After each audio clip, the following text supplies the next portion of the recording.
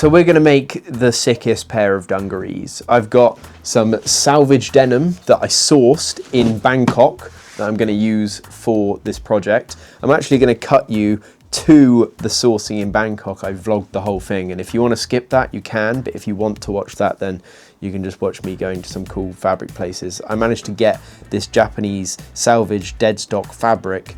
Hello everybody, welcome back to Bangkok. This is the part of the video where I'm just going to showcase me sourcing the fabric I'm using for this project. It might have cut straight from me in the studio, but we're back and we're at a place called China World. It's this pink building right in front of me. And as far as I'm aware, last time I came here at the very beginning of this trip, so around like 2.5 weeks ago, before I managed to do the project that you will see in the future, there was very cheap by yardage salvage. There was also some really cool sort of hickory denim. So I'm going to get a bunch of that and send it back over to the UK to make some clothes out of. It looks really good quality, so follow me and I'll take you through China World, show you all of the different fabrics they've got, and we'll buy some pretty cool fabric. So yeah, come with me. So we actually came here. This was one of the spots we came a few weeks back, and there was a really cool fabric shop called Osaka, and today it is open. It closed, we were a bit too late last time. So yeah. What I understand is the fabric in this shop is actually Japanese, and they had some really cool bits and bobs last time we were here over there, and they had all this hickory stuff which I'd like to make a pair of carpenters out of. So we're kind of just going to see what we got and then run with it. But stuff like this is really nice. So they have a lot of denim here in all the different shops, and I'm sort of sifting through to find the good quality stuff in amongst the rubbish quality stuff. There is some really good stuff downstairs, and they claim that it is salvage denim from Japan. I'm not sure how true that is. It's got a tiny bit of stretch to it. But it might be true. It might be like end stock that has made its way. I kind of don't want to buy rubbish fabric, but I just want to make sure I bring home some good stuff, because it is cheap here. It is lower price here. You just told me you didn't have salvage. You have salvage? How much is this? 180 meter. 180 a meter. 1 meter or 1 yard? Meter. Oh, this is nice stuff. Very nice stuff. Yeah, heavy. Oh yes, this is what I want. Let's go. This is less stretchy than the other place, and this seems like proper salvage.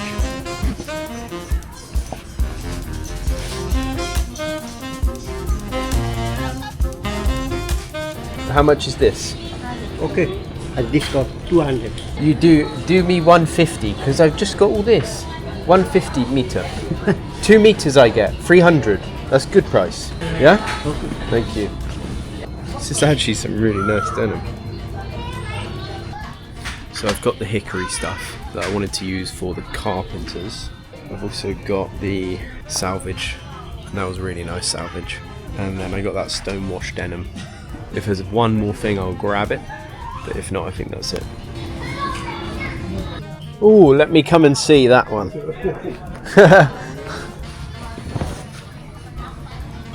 What is this? Denim. It is denim. Yes.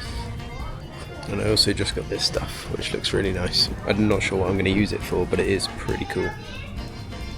I think that's it. I'm not going to go overboard, because I need to get it back to the UK. Thank you. I would say that was quite a successful haul. I managed to get the hickory for the carpenters that I want to make. I got 5 meters of the salvage. I got the stonewash denim and that weird sort of fabric that I showed at the end, and I got that all for under £30, which is kind of a bit crazy. Maybe it was like more, £35, but still, you wouldn't be able to buy the salvage for that in England due to import taxes and stuff like that. But anyway, that's the haul of fabric. I've now got to try and get this back to England, but cut back to Jack in the studio and carry on the tutorial. Very cheap. It was under like 28 quid for 5 meters, not even yards, and this is proper stuff. Anyway, I'm using this salvage denim. You can use what you want. I'm just going to walk you through the process of the understanding of the patterns itself. So there's different format. You can either use the A4, the US letter or the big scale A0. There is quite a lot of pattern pieces to this project, so I probably would recommend going and getting the A0 from my website, printed and shipped. I print it here and I ship it directly to your door.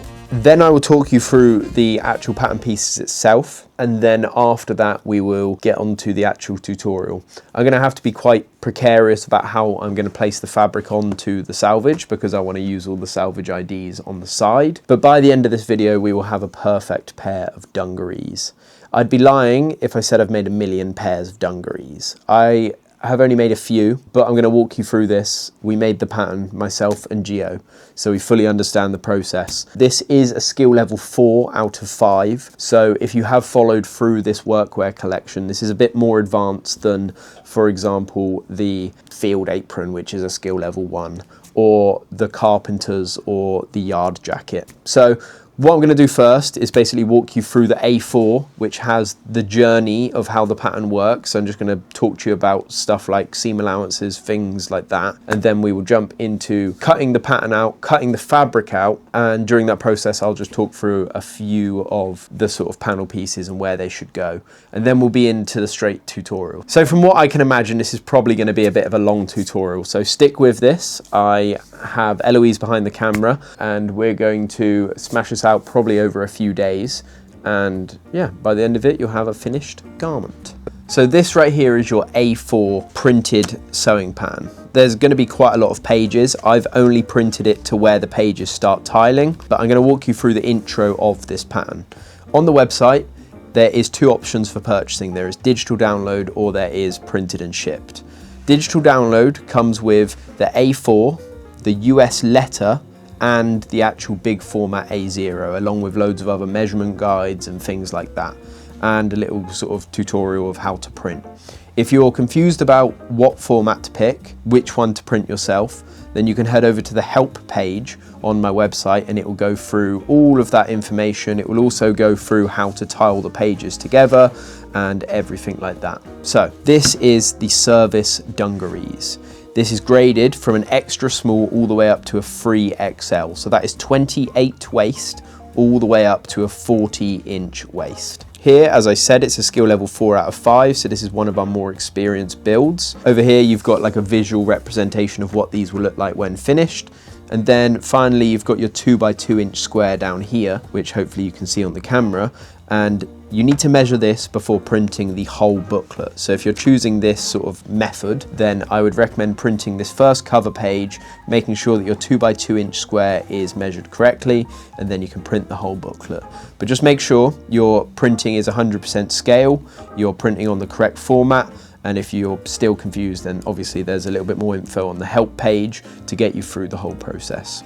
If we turn the page, we've got a contents page, and then after the contents page, we have the Workwear Series. So if you're interested, this is one of 5 patterns. So if you're coming over to the dungarees, then know that we've also got the service coveralls. We've also got the yard jacket, the yard carpenters, and the field apron. And these are all meant to be together as a bundle.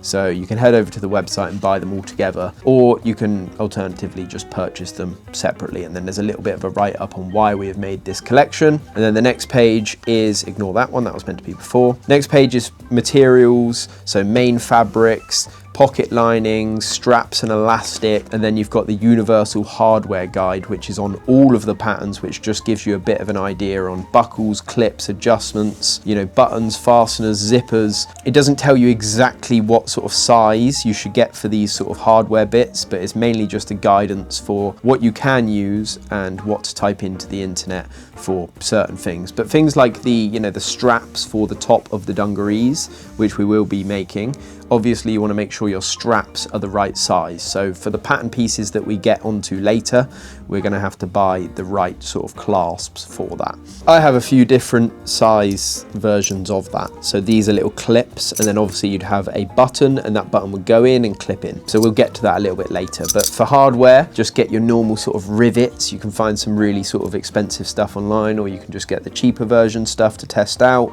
And zippers, if we're doing like a sort of a fly zipper, we usually use 7.5 inches.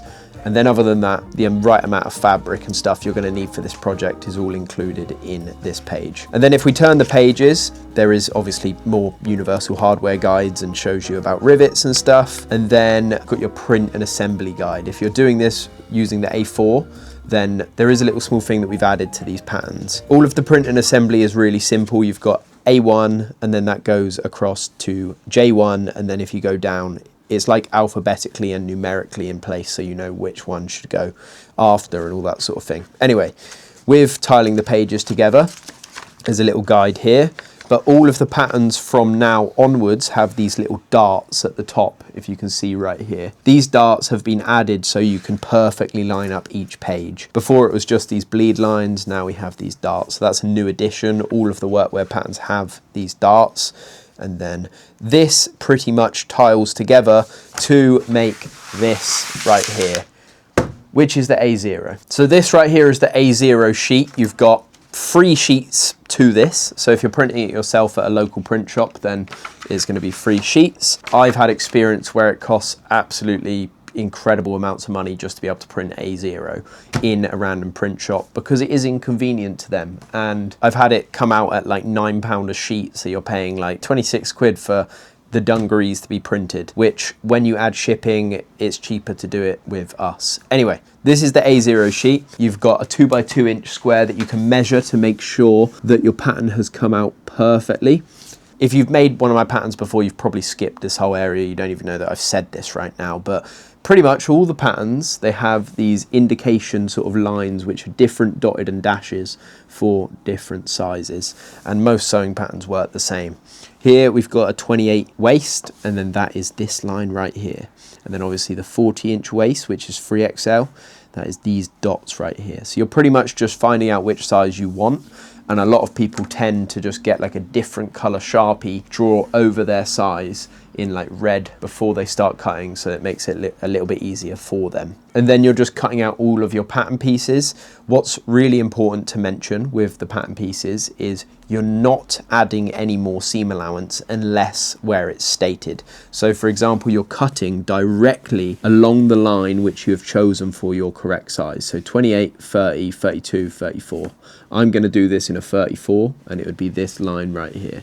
However, where it says ½ inch hem allowance, that would be because you're connecting it up to another piece or you're folding it over as an edge that needs to look clean. So you will be adding a ½ inch hem allowance around. And then some things like the top of a pocket might need a full inch for you to double fold, but pretty much you're cutting directly along the line unless it states different. And then things like the fly, the front fly here, is just one line and the size is universal, so you don't need to worry about that. So I'm going to get on with cutting the pattern itself, and what I like to do is I like to just categorize all the pieces which sit together. So if you kind of understand how the process of this is going to go together, then obviously you'd know to put the waistbands together, you'd put the strap loops with the top panels, the back panel with the front panel, and yeah, just basically categorize all the panel pieces, making sure they're cut out in the correct size.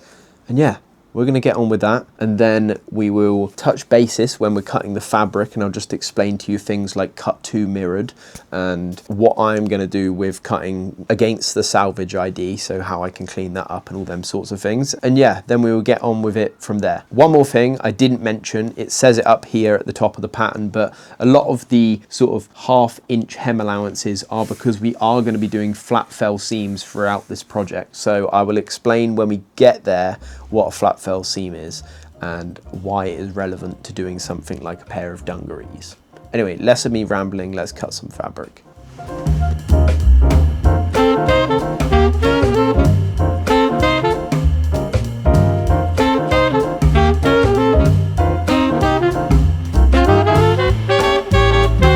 Finished cutting out everything, and I just wanted to mention a little fun thing that we've upgraded with the patterns is that the pockets are now graded in only 3 sizes. And for example, this little dash line here, this covers 28 and 30. The solid line covers 32, 34 and 36, and then the dash line at the bottom, the little dots, that covers 38 and 40. So it's really easy now to cut out the desired size of the pocket. The one thing we realized with the Keystone denims and a few other patterns is that when you absolutely layer size on size with a really small sort of panel pattern piece panel, then people get really confused, and when printing it can be really annoying to cut out. You can't find the right size, you know? So we've made this upgrade. I'm gonna cut the very middle line, but you cut whatever size you're cutting. So the next thing, and I literally just spoke about how having loads of lines and different dots and dash sort of indications are really confusing. But right here, we have one of them. This is quite important. This is your dart for the inseam of your trousers. And as you can see, the double knee for the front of the trousers actually sort of corresponds that same dart. So you need to make sure you're cutting the right one. These are going to be sewn together, and we have a really cool sort of dart implemented on the inseam where it sort of matches up with the double knee too. As you can see, you've got the indications for the double knee here. So when it's actually implemented into the piece of clothing, that dart right there will run right through. I'll get to that in a bit, but just make sure you're cutting out the desired size for the dart.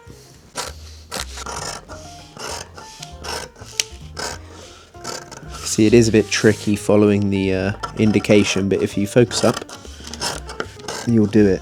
As you can see, we've made the sort of thickness of the line a little bit smaller, just to make it a little bit easier for you. So right there, that is your dart. And it corresponds perfectly with the double knee.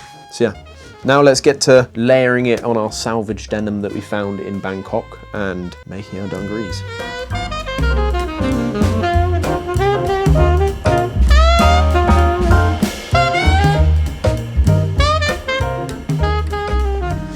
So I've just finished cutting out all of my pattern pieces, and I kind of thought I'd have enough for another jacket, and I just have around 1 meter left, which is super annoying. But I'm gonna save this and sort of make a bag out of this, or, you know, put it towards another project. This denim is so nice. For the price that I got it at in Bangkok, it's incredible. So yeah, I'm just gonna move that to the side, and I just wanna quickly talk to you guys about the pattern pieces that we've got. So on certain pattern pieces, you should see something where it says front cut to mirrored. This is obviously because we have 2 legs, so we only give you one of the pattern pieces, and then you're just putting it on the pieces of fabric folded over. So the good side of the fabric, the other good side of the fabric facing each other, and then you're putting the pattern piece down and then cutting it. So then you have one for your wearer's left side and one for your wearer's right. So that is what I've done with every single pattern piece, which is the reason I didn't have enough to make another jacket. So pretty much, like I said, we have 2 of the front panels, both facing each other, one side, one the other. Same with the double knee, and I've cut the little dart into the double knee and the main front panels too. And then we have the 2 back panels, like the 2 back legs. And then I just wanted to talk to you about this mess of fabric and sort of show you what we got going on. So we've got the front waistband, again it says cut to, and then you've got your marking and your notch for your center front, and then here you've got your belt loop placements. What I've used and what I will use going forward is this tool right here. What this tool does is it basically allows you to mark your placements of your pockets and belt loops and things like that. You can just throw it right on top, line it up perfectly, and then you can just press down on the desired line, and then you can just pull that away, and you can see roughly that it's marked it there. For you, it's going to be near impossible to see that, but yeah, you can just mark that line with a piece of chalk, and you know that lines it up. And then you can obviously do the same with the other side. But as far as like pocket placements and stuff like that, this is really good and super helpful. So I usually do this, marking it there, and you can do that with all your panels. It's great to sort of mark where the placement is going to be, so when you get down the line of sewing, it doesn't overcomplicate things. But anyway, that's that. So you've got your front waistband and your back waistband, and then you've got the 2 side fly facings. So obviously the dungarees opens up at the waist on the side, so we're going to need 2 of them fly facings, one for one side, one for the other. They're the exact same panel, just reflected. And then we have 4 straps, so we're going to sew these together / iron them so they make a really nice sort of webbing. If you don't want to use more of your fabric, or you've run out enough to be able to cut 4 of these, then you can just use some kind of elastic fabric, or you can use whatever sort of, you know, lighter weight fabric you sort of want. But I'm making this a super heavy duty dungarees, so I'm cutting them out of my main fabric. But of course we need 2 of them, so they go together, and then we need another 2 for the other side. So that is that. Then you've got your back piece. This right here is the back piece that these then connect to. As you can see, these would connect up and run over your shoulders, just like that. And then we need 2 of these because it just cleans up the back. Then we have the back pockets. Obviously you need 2 of these. We have the inside facings of the pockets. So this is going to go inside the pocket and sort of just clean up that pocket bag. The front top facing, so that's actually going to connect on the inside of your front panel, just clean that sort of edge up along the top and the sides. We have the back yoke that is going to connect to the back panel of your trousers and just give you a little bit more space around that sort of arse area. Hence the sort of minor curve at the bottom of the back yoke. So that's that panel. We need 2 of them, one for one side, one for the other. And then you have your side chest pocket. That's going to be obviously your side chest pocket. You cut 2, one for one side, one for the other. Then you've got your front pocket buttonhole facing. So that is what's going to go obviously next to on the other side. So it would be on the front panel of your side where that opening of the dungarees would be. And then we've got these 2 side back pockets, one for one side, one for the other. And then we've got the front panel. And then what goes with the front panel is obviously your strap loops, which I've only cut 1, but when we get to it, I'll have more cut. And that just, you know, attaches up here, which then would attach to your piece of hardware.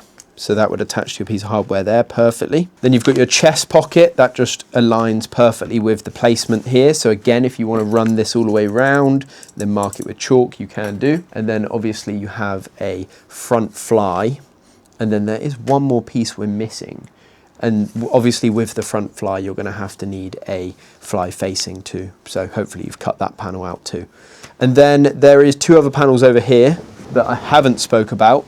That is this one right here, which is your belt loops. We've given you a long strip that then you can sort of, you know, cut 2 mirrored or cut 1 and then fold the sides in, sew it, and then you can cut them to your desired size. But I'm going to show you how I do mine later. I'm not actually going to follow this guide, but it's a perfect guide to follow if you do want to. And then the other thing is, when you finished sort of constructing and sewing that dart on the double knee, so this panel would go as a front facing, connecting it to the double knee, and then you turn it inside out, and this basically just avoids the folding around the edge of the double knee because you've got a little bit of a curved, you know, point here, and then 2 right angle edges, 3 right angle edges that you're going to have to fold. So we do facings, and your back pocket should have one of them too. So that is all the pattern pieces. I am going to run through sort of like my head and just off camera just figure out where I'm going to start and what would be easier for me to sort of show you where to start. And then we will get on to actually making the garment. I'll unpin some of this chaos, categorize it into different parts, and then we'll start the tutorial. So in amongst the chaos still, what I'm doing is I'm going through all of the pattern pieces, and there is a little notch. For example, if I place the pattern piece over the front panel, you can see that there is a little indication here on the line of where you've cut out your pattern. And it's your sort of double knee placement notch. So I've just marked that, and I've also used my roller to roll across the sort of corner of it, that sort of curved bit, and then I've marked that as well, just right there. And then I've done the same for the bottom part down here, just done a little line to mark it, and I'm going to do the same on the other side of the front panel, making sure that everything's ready. And then I'm going to do the same for the back pieces. In fact, I already have off camera, they're down there. And then, yeah, just basically mark out all the little sort of notches and things that you need to with the chalk pen. And then there was one thing that I left out, and that was this panel right here. This is your pocket bag. So the reason I left it out, I kind of put it to the side, but I'm going to do this out of a separate fabric, which is a bit lighter than the selvedge denim, just because when you put your hands in the pockets, you obviously don't want it to be super stiff. So I'm going to find a really nice fabric in the studio. There will be one around somewhere, and I'm basically just going to cut 2 of these. So cut 2 mirrored. and then you can mark obviously the facing placement onto this pocket bag, and then obviously you've got alignment notches with the front pocket edge and side notches on here too, which are perfect, and it's great that Geo has added them. But when you fold this over, you can see that the pocket bag is folded perfectly. It makes the exact sort of diagonal shape that will perfectly slot into here, and that will make your pocket bag. So different fabric, and then obviously on the inside you're going to have that nice facing placement, which then you can put on top, and then you can do any sort of coin pocket you desire on that. But yeah, I'm going to carry on finishing sort of marking the notches, and then we'll get fully into construction. So I'm about to cut out the pocket bag right here, and I've realized for me, I like quite deep pockets on my pocket bags. We've just done this as a sort of what people might like, but as long as you keep this sort of 1 inch outseam section, and you keep this sort of area over here, like you only mess with this bottom section here, then your pocket can be as long as you want. So I'm going to roughly do a little mark here. That's it, it's about perfect, and then I can just match that up just here all the way down, and that means my pocket bag's going to be a little bit bigger. So you can kind of make this as deep as you want, it's all down to preference, and then we can add them curves back into it right there. Obviously these curves have to match up too, so we can sort that out at a later date. So now I'm just going to cut all of this pocket bag out. Remember obviously where it says like 1/2 inch outseam and then 1/2 inch outseam, make sure you're doing that. And yeah, we're going to cut around the whole thing.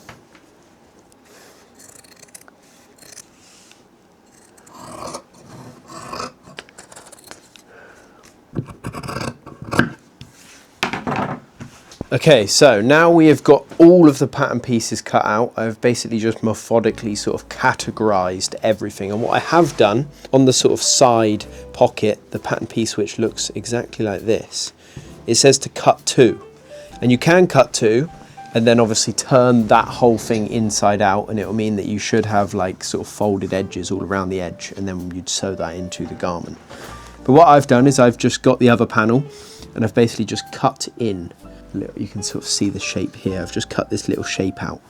This is because this will be the facing that then I can turn inside out. I do this with a lot of the pockets, so I actually went over and did the same thing for the back pockets as well. Obviously leaving that 1 inch hem allowance here, and then we can sort that out a little bit later. But on all the pockets I like to do the facings, mainly just because when you're folding and everything, like I said, and then ironing, it can get quite annoying. So it's nice to just run a stitch through the facings and then turn them inside out, and you've got the perfect shape. So yeah, I think now we're pretty much ready to start sewing. I'm going to start with the front panels, basically talk you through everything with the front panels, and then we'll move on to the back. We'll then attach the sort of top front and top back to them panels with the waistbands, integrate the sort of like fly for the buttons on the side, and then we'll make our strap, attach the strap to the back panel, then do all the hardware and attach everything together.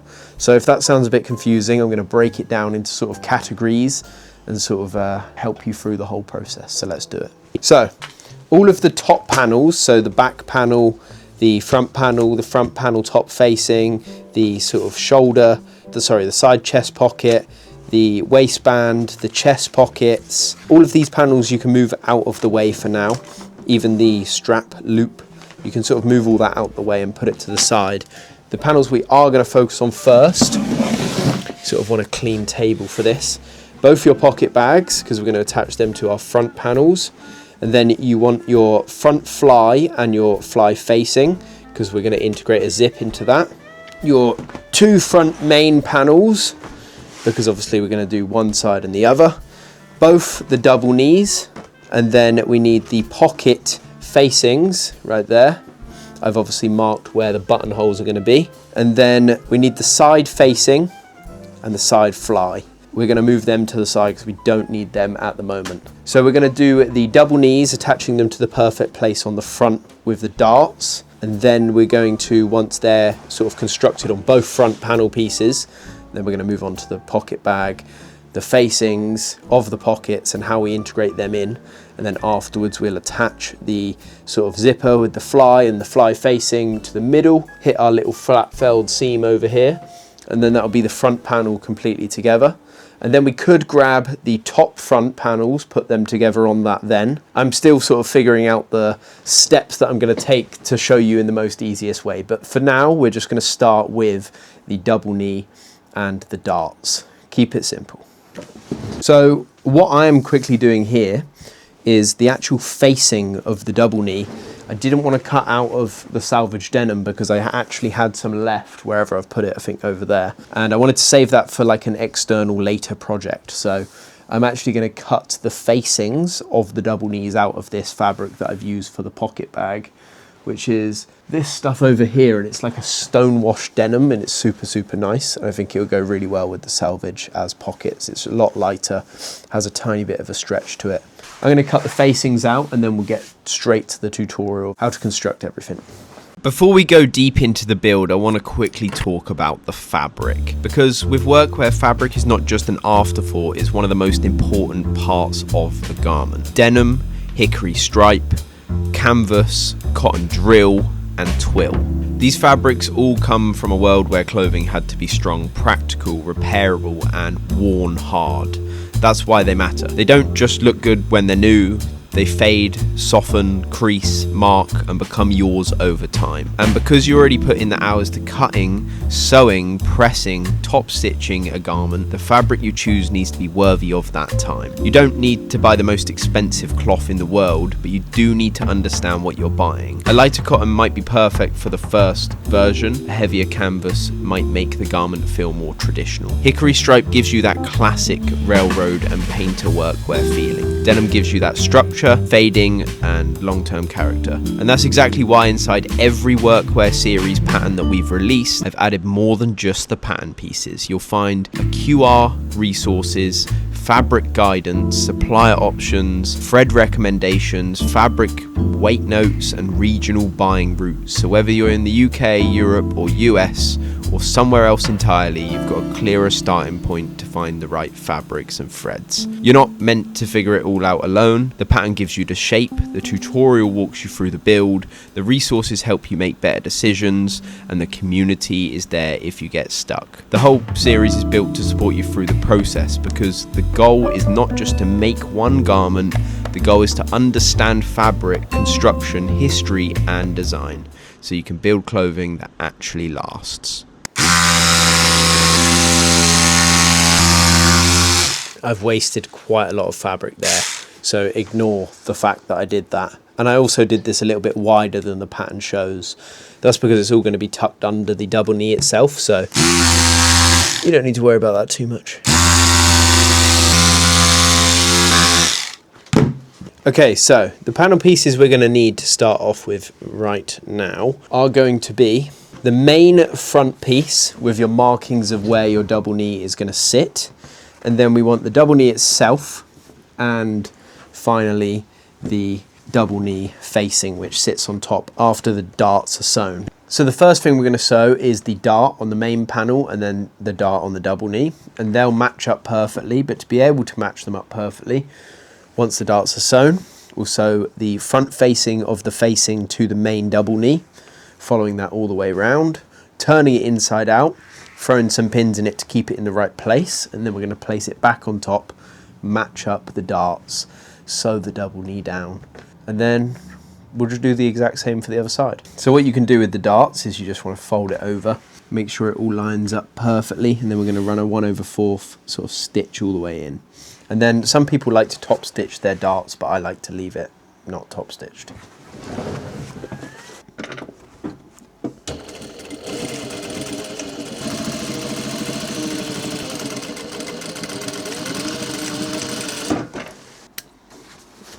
Iron our dart down, just like this. Once it's ironed down, turn it back the other way. You can see that other than the fact I've got water all over the denim, it's ironed down properly. So now we're going to do the exact same thing for the double knee. So just turning it round, stitching the dart, and then we're going to sew the facing to the double knee.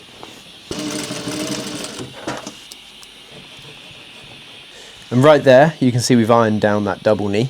Now we're going to grab our facing, and you can add pins into yours if you feel like you need to, but the front facing, make sure you get the right side with the texture that goes perfectly just like that. And we can just add pins all around this and then stitch it down.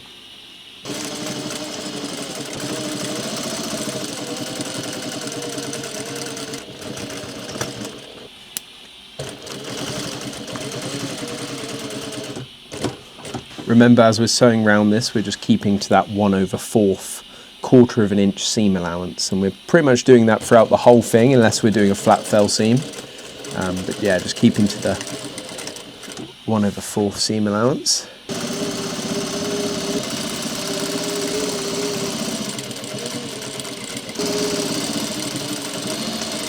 So now we want to turn this facing inside out, and then we can sort of iron it and press it down so it acts as our edge on the inside of our double knee.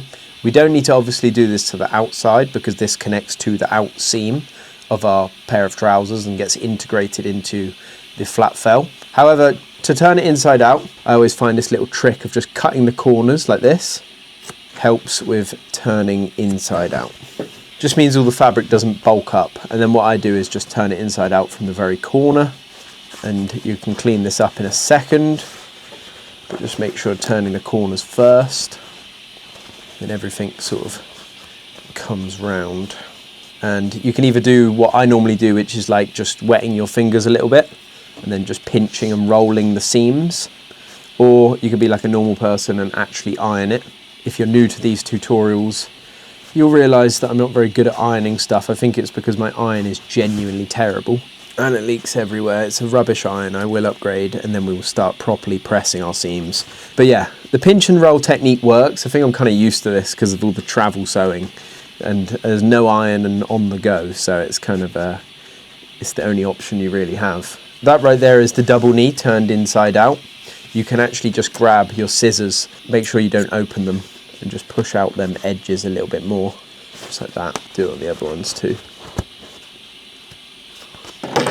And just like that, that's the whole double knee, and it just saves you from having to, you know, fold and make sure you've folded everything and ironed it at the right place.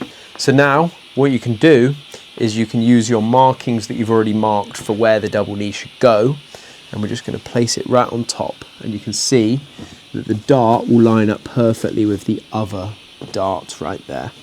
And now we can just remove our pins and just place them back in place, and you can add a few more for this little stage here, just adding that pin back through, making sure that we've lined up the side. What you can do is throw a few pins in the out seam too, just to make it a little bit easier for yourself.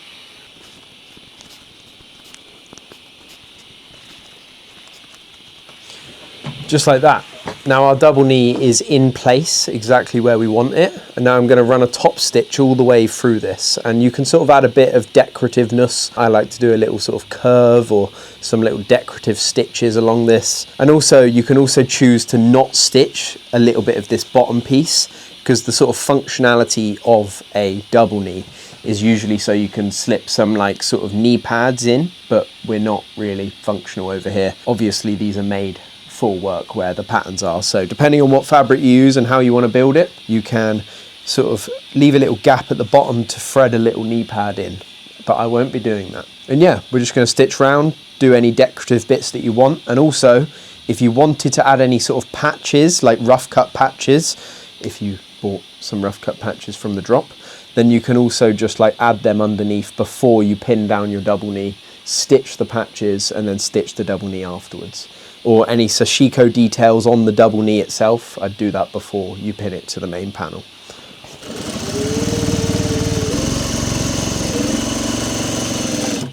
What I'm doing whilst I'm stitching along this edge is I'm doing a really small seam allowance. I'm doing smaller than 1/4 of an inch. This is mainly so when we do our flat fell seam a little bit later, it hides this stitch mark.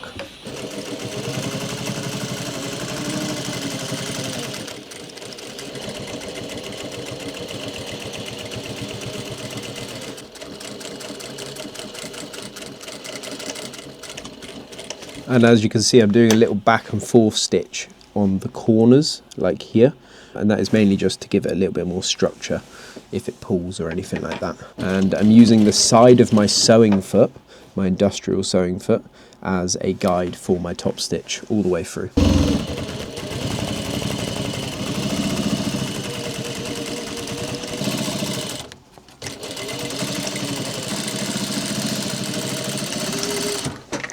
Now you can see that I have just sewn in that full double knee, and I actually did end up leaving that little gap at the bottom just for the sake of doing it and showing you that you can do that. Now would be the time to add your rivets or details or stitch marks or anything you want to do to this front panel. I'm actually going to add a rivet on each of the corners, the 3 corners. I'm going to get some nice brass rivets. And then, yeah, any other details or stitching or anything you want to add, then do that now. I'm going to get the other side, the wearer's left, the exact same sort of situation as this, off camera. You're doing the exact same thing to the other side, and then I will add all my details and rivets afterwards. So for now, catch you when that's done. From all your years here. We destroyed the neighborhood. But the city of work. Breathe out when you do it. You know, that's a big conversation now. Okay. About No, corporate you folks. breathe out when you push in. You know, coming in back. That work. We're dispersed. Why? Yeah, it did. No, I You know, breathed in. Everyone's got a Yeah, then you breathed out. out. Yeah. That's what you said to breathe in. I was trying to breathe into it. And when they call You're telling me to breathe in. No, breathe out. at night, all the other neighbors, No, you're holding your all the breath. neighbors talk about it. Breathe What are out. they offering right now? No, they ask me what I want. Uh, And they'll hang up. okay. But there are houses in the neighborhood. You're still holding your breath. You need to breathe out. It's like the thing about go ahead and clean them up. Fuck me. Do you live here? Oh my god, that's making me sweat. And then we're like a So we're now at the part of the process where we're doing the main pocket of the trouser part of the dungarees, just like that. And I've actually integrated the pocket bag perfectly into that. The reason it has this curve right here that you can see on the main pattern piece is so it hangs. Otherwise it would just be attached to the side of the trousers. It just gives it a bit more freedom to move around, and I think that's really helpful when you have pockets that they're not attached to the side of the trousers. Anyway, I did them deeper pockets, which I showed you just a minute ago. And on the outside, it's all top stitched and looks really nice. And you have the facing, and this is where your buttonholes are going to be for the buttons on the dungarees. But anyway, how are we going to construct this? So we can move that to the side. The panels that you're going to need is your pocket bag and your pocket bag facing. What we're going to do is we're going to run a sort of like a 1/2 inch, 3/4 of an inch iron all around this curve, and not on these two. And then we're going to implement that into the side where you may have already marked out the placement sort of for the facing, but I don't really feel like I need to do that because it's obviously not going to go this side.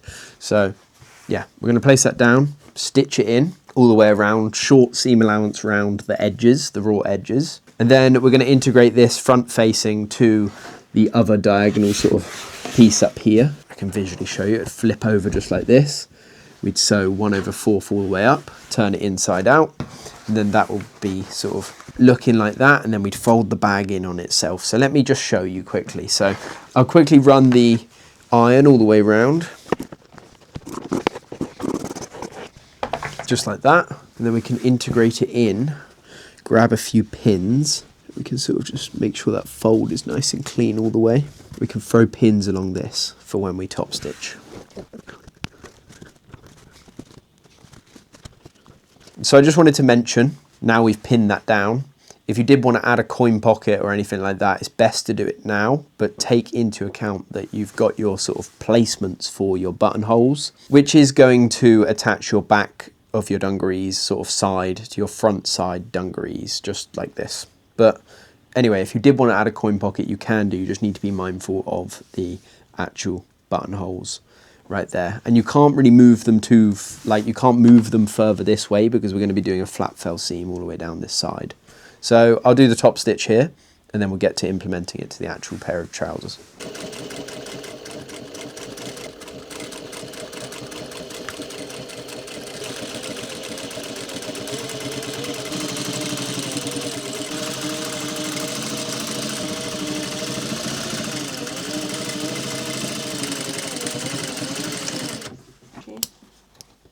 So we have now pinned the front facing, so the good side of the pocket here to the good side of the main front panel. And I've just pinned one, sort of 2 pins. We're going to run a 1/4 stitch all the way down this, and then we're going to turn it outside in and hit it with a top stitch.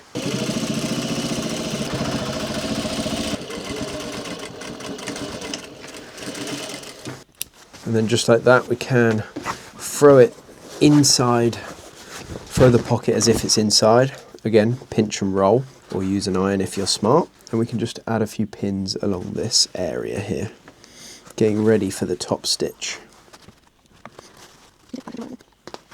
Just throw a few pins in there, or alternatively use clips and it doesn't damage your fabric, but I don't like them. And now we're going to top stitch.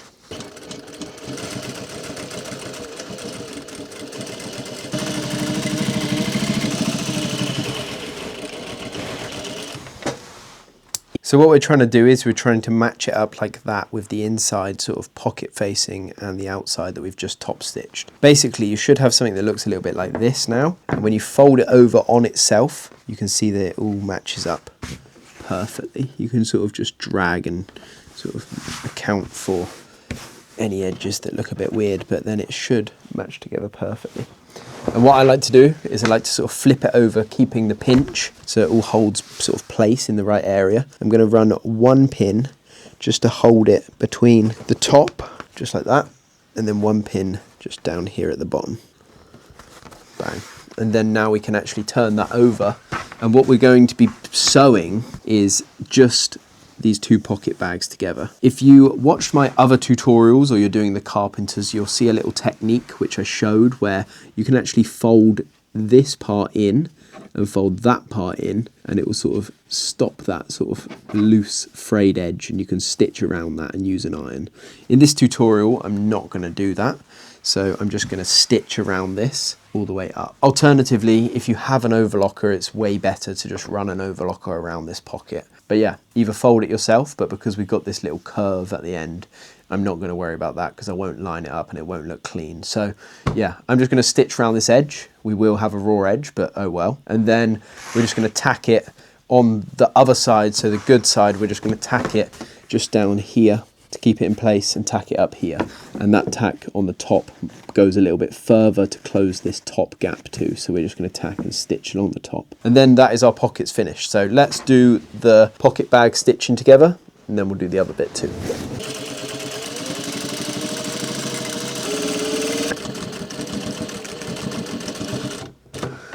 So that is the tack on the side. Obviously there's loads of threads in the way, but I'm just tacking that little side bit of the pocket right there.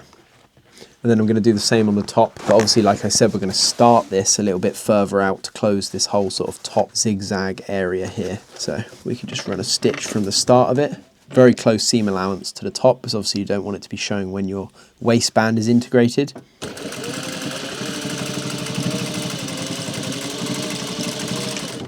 And just like that, that is your main pocket finished. And now I've done both of them. I did the other one off camera before, which I showed you before we did that one. So right now we have 2 front panels that are fully constructed. The next part of the process is I'm going to show you how to attach the front fly, the front facing, and a zipper, which I don't even know if I've got. Let me check. I can't find a 7.5-inch zipper, which is what I need for the fly. So I think I'm going to leave it for today and hit it with a fresh mind tomorrow. It's getting a bit late. We started quite late. I was actually doing another tutorial, which is for the ripstop voiceover tutorial for the carpenters, the yard carpenters, which is part of this collection, which is going to be really cool. And I might actually resume that now because it's all POV. There's a lot to do. All of these tutorials, they do take quite a long time, but it's very worth it. I put a little story up on Instagram this morning, and it was just like a sort of compilation of everyone's creations throughout that week. And we actually have a WhatsApp group chat, if you aren't aware, and it is filled with just different creators from over the world. There's 2,000 people in there, and everyone shares their builds in the sort of the sew and tell chat. And then there's a tips and tricks chat, which if you were stuck on this build, you could go in there and someone would help you. And then there's also a little pattern customer service for printing and stuff, which you can ask questions, and either me or my admins will get back to you. thought I'd just mention that because we're going to close out this part of the video now, but it's amazing seeing everyone's builds, and if you want to go join the WhatsApp, it's on the same website you'd purchase this pattern on anyway. So yeah, it will be like a click of a finger for you, but for me, I'm going to sleep and get back to this tomorrow night. But lots of tutorials, all worth it, and it's very amazing seeing your builds. So catch you tomorrow.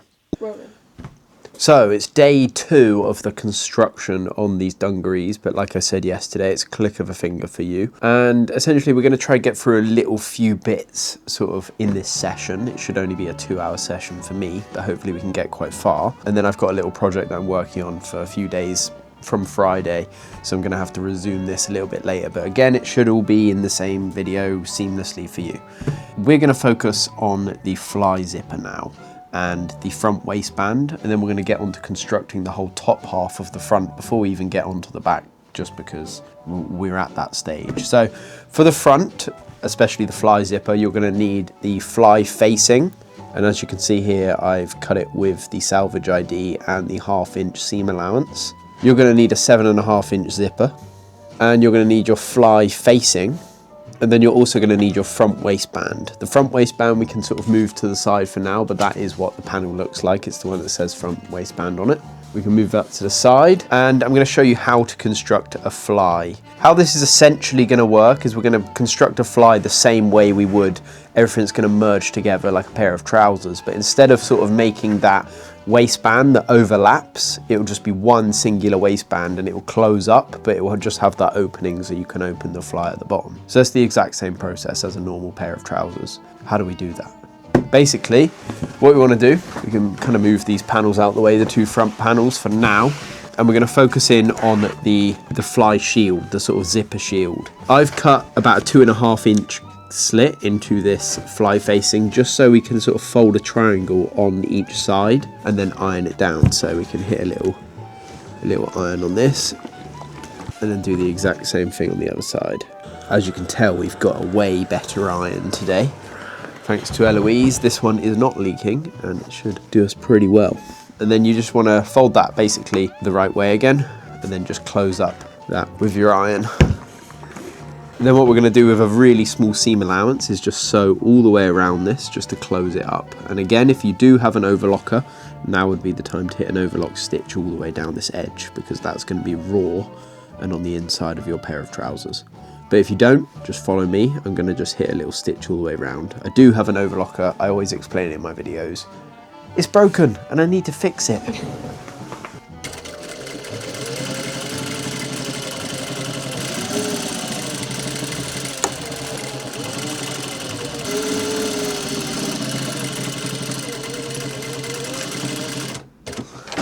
Just like that, we can snip our threads, and we've just closed up our zipper shield, our fly shield. So the way this is going to work is essentially, this here is your fly facing. So this basically goes on the inside of your wearer's left, just like this.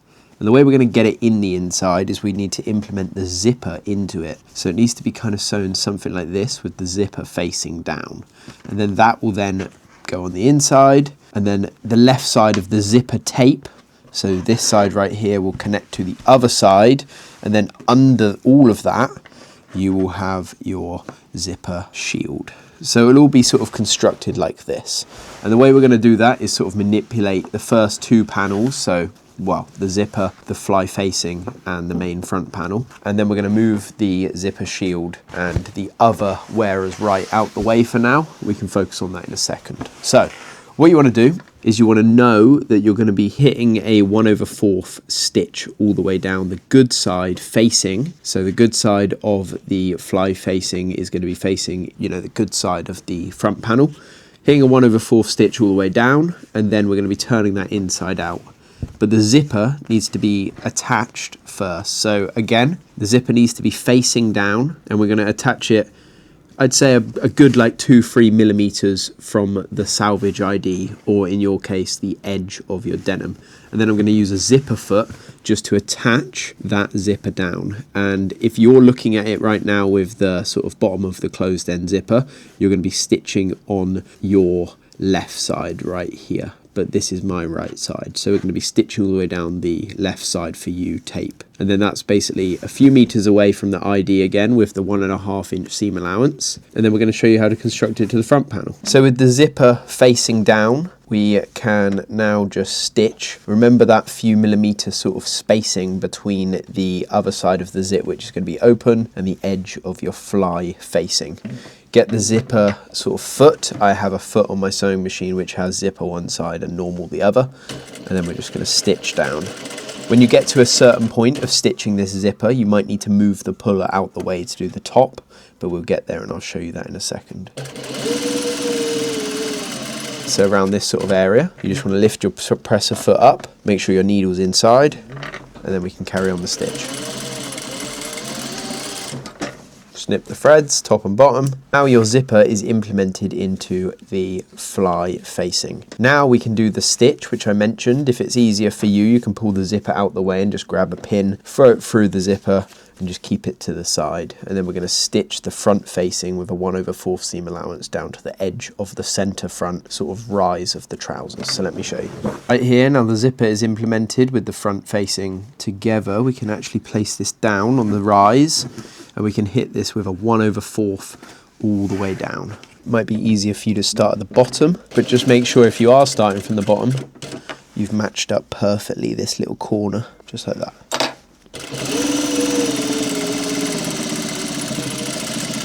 Snip the top and the bottom threads again. And now what we can do is we can actually flip this over. You can either hit this with an iron or pinch and roll. Now I've got an iron, I'm going to iron this down. And we're basically just going to flip it on the inside, just like that. So you should have something looking a little bit like this now, which is really nice. And whilst we're here, what I'm going to show you now is how to do the little decorative stitch along the facing. So basically, this part right here and all the way up this left tape, if you're looking at it, the tape closest to the bottom of the screen for you, basically is going to be attached to the other side of the jeans. So we want to move it out the way kind of like this, and we're going to run a stitch all the way around this facing. And that is your decorative stitch. That sort of holds the facing down, and it just means you don't, it cleans up the whole sort of fly. And whilst we're doing that, we're also going to run a top stitch all the way down what we have just ironed, that little fold there. So you can basically start from, I guess, up here, stitch all the way down with a close seam allowance top stitch, and then run a stitch all the way around this facing, but just making sure that we've moved the bottom of this closed end zip tape out the way.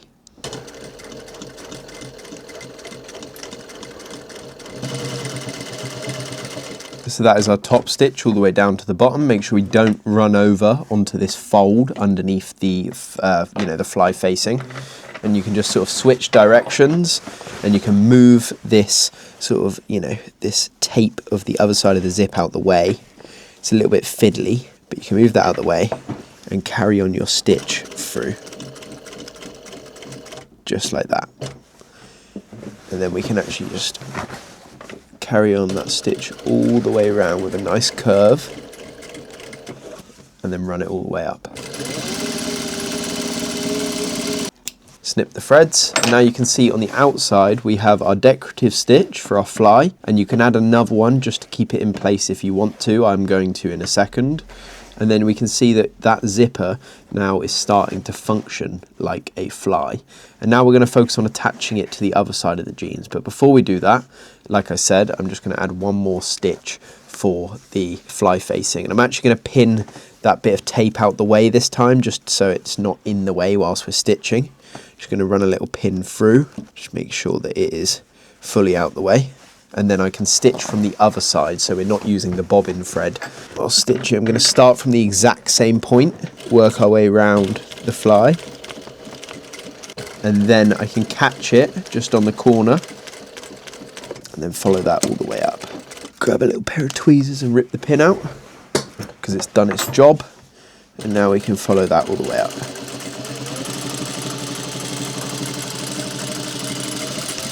Just like that. And now we have our double sort of stitch on our fly facing. So I'm going to show you something important now. This sort of fold that we've made all the way down, it should be around 1/2 inch or maybe a little bit more. This is going to be your flat fell seam. So what we're going to do at the very bottom of the fly facing is we're actually going to cut a little notch into this fabric. It will actually now do its own thing. It's not connected, so we can leave this for a little bit later for when we're actually constructing our flat fell. For now, we're going to move this panel. So now we're going to focus on bringing back our zipper shield, and we're going to stitch that to the other side of our zipper. And we're going to do that with our zipper foot all the way up. Remember, you can move the top of the sort of zipper puller out the way whilst you're stitching. And then we will focus on attaching the other side of the pair of trousers. And then we'll get on to doing the flat fill seam. And see there underneath, we've got the sort of zipper shield, and it's the placement of it is perfectly lined up to the top of the trousers over here, as you can see right there. And we're going to run a zipper foot stitch all the way up,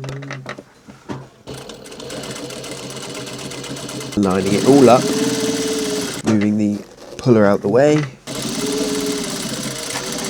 carrying on that stitch to the top, snipping the threads. And now you can see that the fly is starting to take place right there. We're now going to grab the other side of our trousers. Now we can reintroduce the wearer's right, the sort of, other panel which we haven't stitched yet. And we're going to stitch that with the front facing of our pair of trousers to this side bit of the zipper, using the zipper foot again. So we can just sort of flip that over, line up the top again. You can sort of zip your zipper down to make this a little bit easier for you. You're just lining up the top corners, so the top corner of your zipper shield with the top sort of right angle of your rise, and just match that up, and then we're going to run a sort of stitch all the way through this.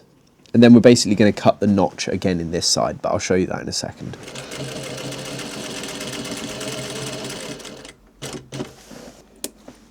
Again, we can lift our presser foot up and pull the zipper through, just like that, to open up the actual fly, and then we can carry on that stitch all the way to the top.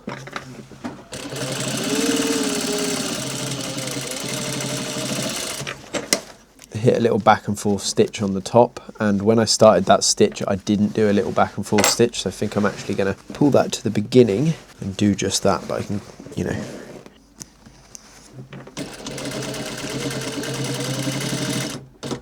just to reinforce it, and then we can snip all the threads again, and then we can cut the notch.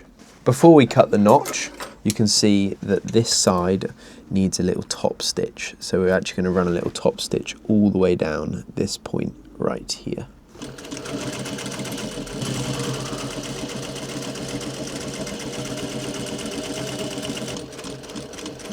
So right here we can match up exactly where that notch has been made, or very, very roughly the exact same sort of point, and we were going to stitch down to it. So top stitch all the way down to around that point. Then we can snip our threads again. Then we can bring this back to the table. So now looking at this from the inside, pretty much our fly is completely constructed. However, we obviously want to do this flat fell at the bottom of our fly just to make sure it's a bit more sort of sturdy. The way we're going to do this is we're going to just cut another notch at the exact same point we cut the other. So I can sort of do it by eye there and gauge that it's exactly that point right there. And now that sort of frees up these two pieces of fabric right here. I'm going to show you how to do the flat fell seam now. So we know that everything on this fly right now is overlapping our wearer's right. So we're going to keep that consistency with the flat fell seam that we're about to create. What we can do is we can place the bad sides of the fabric together, just like this. And in fact, what we're going to do is we're actually going to overlay the wearer's left, so this side over here, just a little bit further out. What we're going to do is we're going to stitch a line on the raw edge of the wearer's right all the way down to the end of the fabric, and the wearer's left, as you can see, is going to be overlapping by a slight little bit. What that's going to do is that's going to merge the fabric together, and then we're going to actually fold and then fold again, and that's what's going to create our flat fell seam, and then we can throw our stitches in. But for now, what we're going to do is take this to the sewing machine, and we're going to stitch a line all the way down. The spacing between the wearer's right and the wearer's left, each side of the pair of trousers, is going to be around 2 millimeters, 3 millimeters. It's really not that much, but it just has to overlap from the wearer's left to the wearer's right, just because if it doesn't overlap, then the flat fell seam is going to be even harder to make. So it should look something along the lines of this. If you just put the needle in the fabric, then you should be able to just manipulate the fabric as you sew. We're just going to stitch all the way down and round.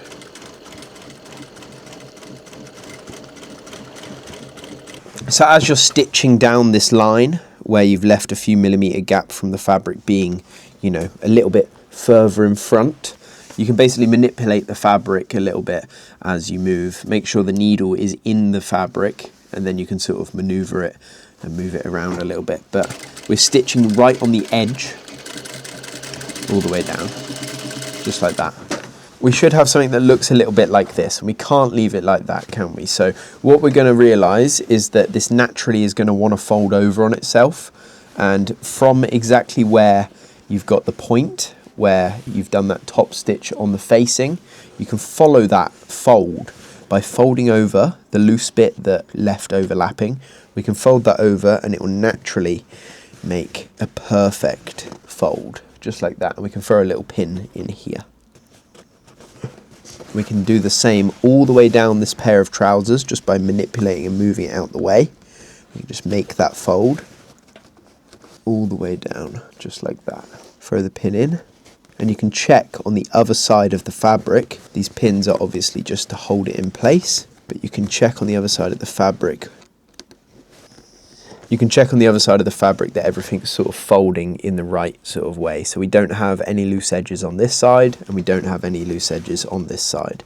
What I'm going to do is I'm going to throw one more pin in, and then I'm going to run this through the machine, and I'm going to follow the stitch line that I have already made in the fabric. As you can see, we're going to follow this stitch mark all the way up to exactly where we hit that top stitch, and then we can do a little back and forth stitch, and if you desire to add a rivet in this sort of area, you can do too.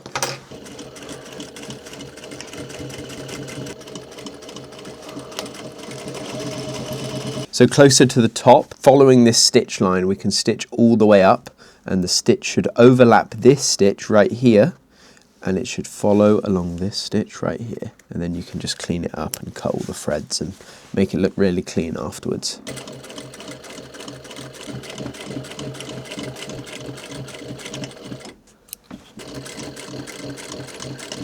So what I'm doing now is I'm just running a little top stitch back and forth, sort of tack stitch on the decorative stitch that we made on the fly facing on the outside, just to clean it all up and give it a bit more structure.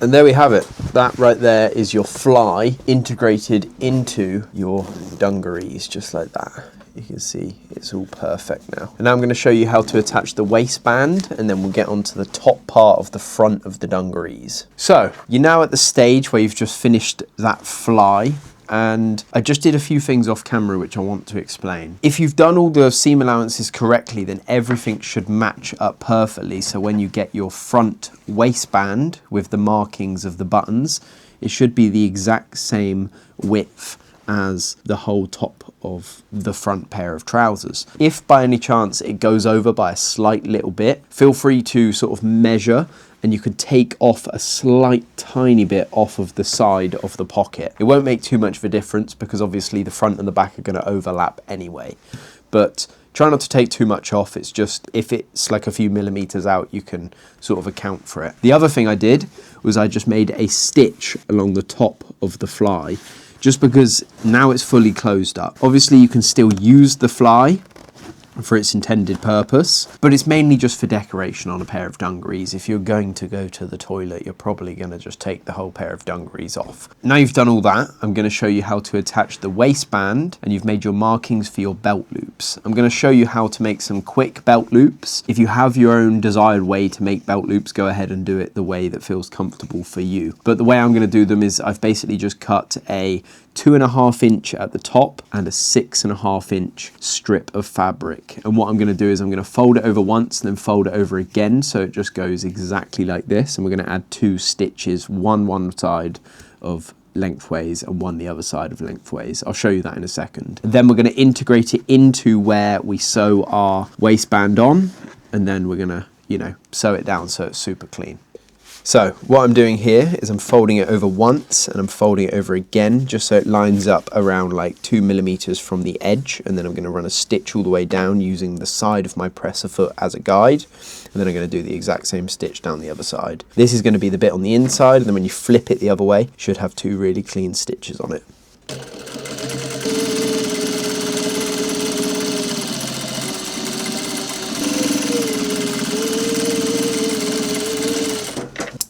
So that is what your belt loop should look like now, and that is a really quick way of doing it. Obviously over like years this is going to kind of disintegrate, so if you have another method or you have a belt loop maker, then use another method. I do have other tutorials where I show you other ways of doing it, but I'm just doing this for the sake of the video.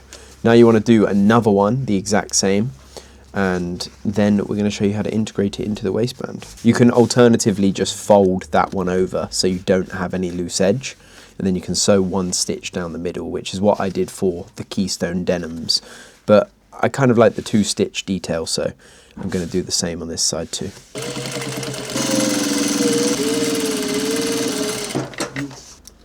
Just like that. So what you want to do with your waistband is you've essentially marked where you want your belt loops to go. So I'm going to correspond that same marking onto the actual front panel of the dungarees, and now we can kind of remove this away, and we're going to stitch with the bad side facing up of the belt loop, so the back side of the belt loop. We're just going to stitch these down, so then when we actually attach the waistband on and fold it over, then it allows us to then be able to stitch it down just like that, and it will look super clean. So for now we don't need to worry about attaching the waistband, and we can just sew these belt loops in place. And this is kind of going to hang down for a little bit of the project until we actually attach the top piece of the, you know, the front panel, so the sort of top piece that's above the trouser part. But that's okay, because it means that we can line it up perfectly at the end. It should look something a little bit like that. Right, so now we're going to attach the waistband. Everything should correspond perfectly. You can kind of just flip this over front facing, and you can stitch this all the way down. And then what I'm going to do is I'm actually going to, when it's all stitched down, I'm going to overlay so the fold and the top stitch happens so the waistband is overlapping the trouser rather than the trouser overlapping the waistband, just like that. Because there's so much bulk and multiple layers here, we want to be making sure that the waistband is overlapping the trousers. So I'll show you that now. So you can use pins, but I'm just going to run it across, and you can kind of pull it along as it goes. And this is a 1/4 seam allowance all the way. So that's sewn down, and what I meant is naturally it's going to want to fold over this way, which is the way we want it to fold. Obviously you don't want to run your top stitch, so it's going the opposite direction. So anyway, the way that the fabric wants to fold, you can hit an iron and a press. Give that a little press, and then it's kind of optional. You don't have to run a top stitch along this. I think I will, but you can kind of just leave this and move to the next step. But I'm going to run a little top stitch along the top just for consistency.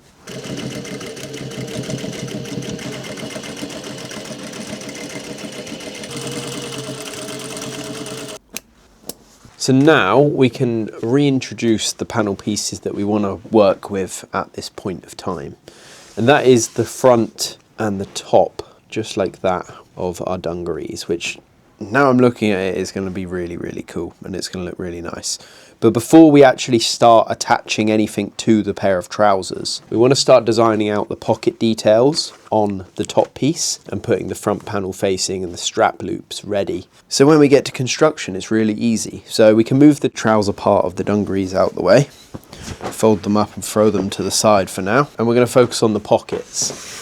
If you've got this far, you're probably understanding quite a lot of the techniques. If not, you already understand them. But I just wanted to mention and sort of talk you through how I'm going to sew the next few panels, and then we can probably smash through this bit quite quickly. What I'm going to do is grab that little roller from yesterday and I'm going to make markings for where my pocket placements are going to be here. They don't need to be too crazy, but it's just so you can get that perfect pocket placement on the actual fabric itself. So I'm just going to do one line one side and one line the other. And I'm also going to mark the strap loop placement for my correct size.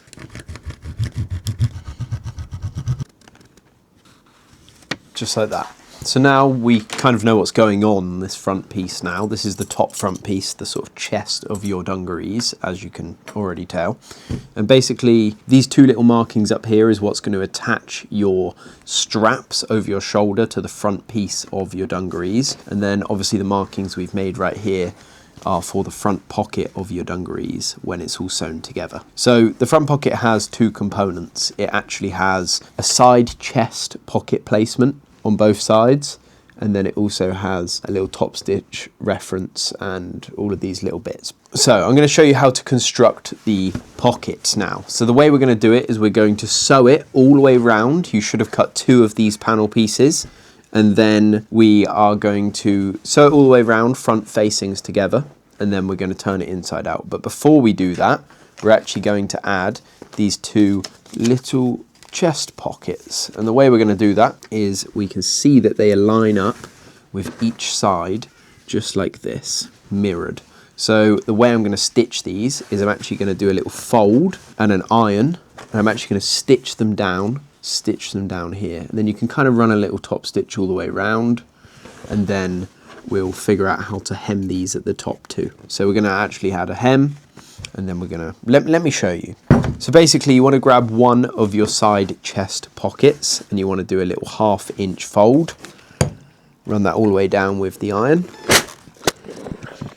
It should look something a little bit like this, and then we're going to add a little hem in this as well, so we can trim the excess in a minute, but we want to do a little hem in this. It should look something a little bit like this. You can actually trim the excess off or fold it underneath. I think it would be better if we fold it underneath when stitching. So now you have ironed down the sort of side chest pocket. You can see that it perfectly matches up inside here, just like that. And it also gives us a little gap at the top so the pocket can still function when turned inside out with the other panel over here. So you should have two of these panels, and you can place them front facing together. And the way that we're going to be stitching them and turning them inside out will be that we're going to start stitching down the bottom here, go all the way round, hit this point at the top, go all the way round, all the way down to the bottom, and around this area it will give us enough sort of space so we can turn the whole thing inside out. And when it's turned inside out, we can press it, and then we can turn, sort of stitch it to the garment. Basically the reason we're doing this is so we can add both of the two chest pockets, one side, one the other. We can hem the chest pocket and then stitch it down to the garment itself, the sort of pocket. Both will be hemmed at this point and sort of in place perfect. And then we will then attach the underneath part, stitch it together, turn it inside out. So let me show you. Now we've got these ironed, I'm going to bring them over to the sewing machine so you can see what I'm doing here. I think I'm going to hem it with that sticking out because I quite like that. I think that adds a little bit of character to it. We're going to run a little 1/4 top stitch along the top hem of the chest pocket.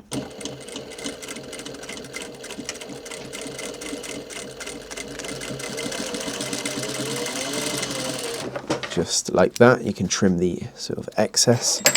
Then this is now ready to stitch into the side of the main pocket panel. And you can run a really close seam allowance all the way around, and you can clean up this inner part with a stitch all the way along. And then I'm going to add a little rivet to the top left.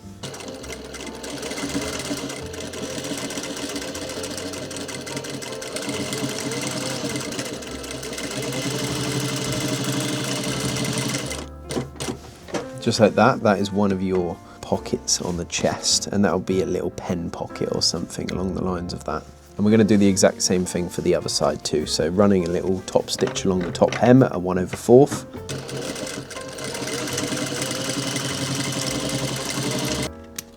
And then placing it in place. running a really close seam allowance. And the reason we are going to run a really close seam allowance along this edge is, again, because when we sew it to the other side of the main pocket, it kind of will hide this stitch along the edge, because we'll obviously be doing a deeper seam allowance, like a bigger seam allowance as we go around that. So keep that really close to the edge.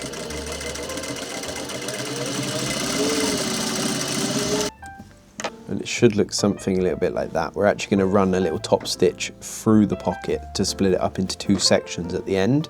But just before I do anything else, I'm actually going to hit 2 little rivets in these corners over here. Way.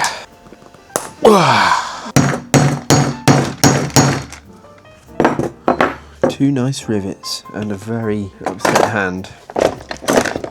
Thing is, some of them are like, if you buy these sort of rivets, depending on what colour, obviously this is nickel, so it's going to be quite like strong. I think this is brass.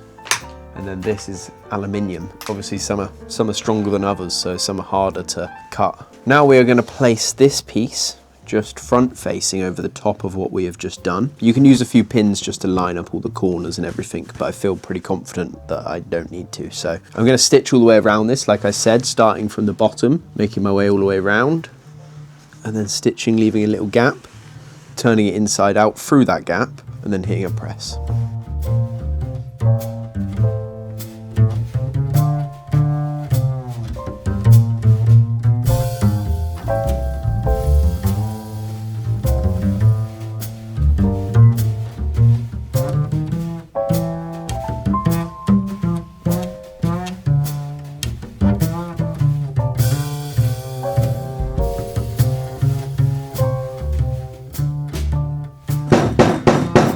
If you're using something like selvedge denim, then you might have to hammer the fabric just to get it to fold the way you want it to, but that is looking super nice.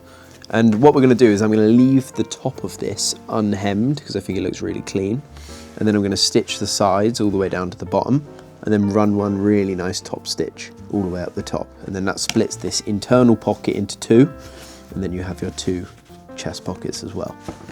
And you can just grab a little ruler and do that quickly now. I've got a little ruler over here. Get your chalk pen and just make the little marking for the top stitch now. Anyway, that's good enough. Let's attach it to the front. So obviously we made our markings, so this should perfectly fit in our markings, and it does, just like that. And then we can throw a little pin or 2 in there just to hold it in place. Then we can stitch around it. And then we're going to stitch that down.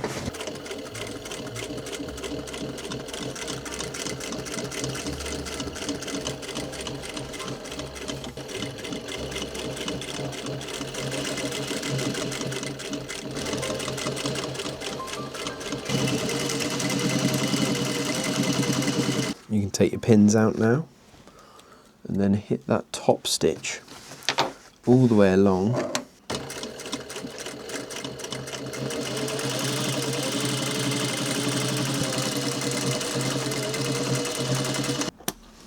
And just like that, you have your Dungarees main top pocket, which looks really, really nice. Fit a pair of scissors in this one. What else could you put in there? Put a pair of screwdriver in the other. Put a pair of tweezers in the main pocket. Look at that. Hello everybody, so we're back. It's day 3. I've had a little bit of a freshen up. We're going to get back to exactly where we were on the tutorial. I am going to show you how to attach all of the straps and put the top panel to the main front panels, attaching the waistbands, the belt loops, and then we're going to move on to the back, and then we're going to do that side join on both sides. And then I think we're going to have the sickest looking dungarees ever. I think they're going to look really, really nice. But let's get back to the tutorial. There's a few panels I've sort of like worked my brain and sort of sat here and like thought about like different ways I could do things. And I'm going to show you a certain way where we're not going to be using this strap loop sort of panel piece, this small little strap loop panel piece right here.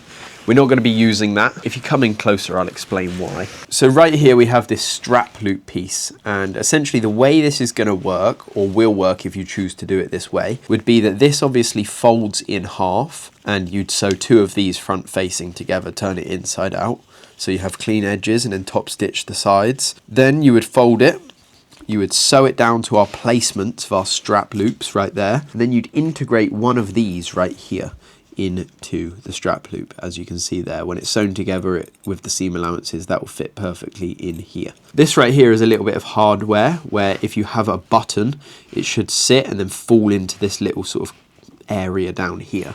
It works the exact same thing as one of these right here, where your strap would go through, or in our instance, the strap loop would go through right here, and then obviously your button would sit in this small little hole right here. But I'm going to show you how to do things a tiny little bit differently.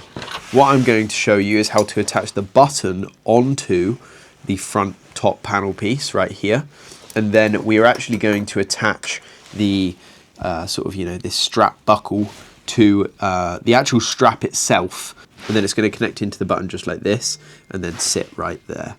I'm doing it basically the opposite way around, so you can choose to attach your buckle to the main front panel, or you can attach your buckle to the strap and then put the button on the main front panel.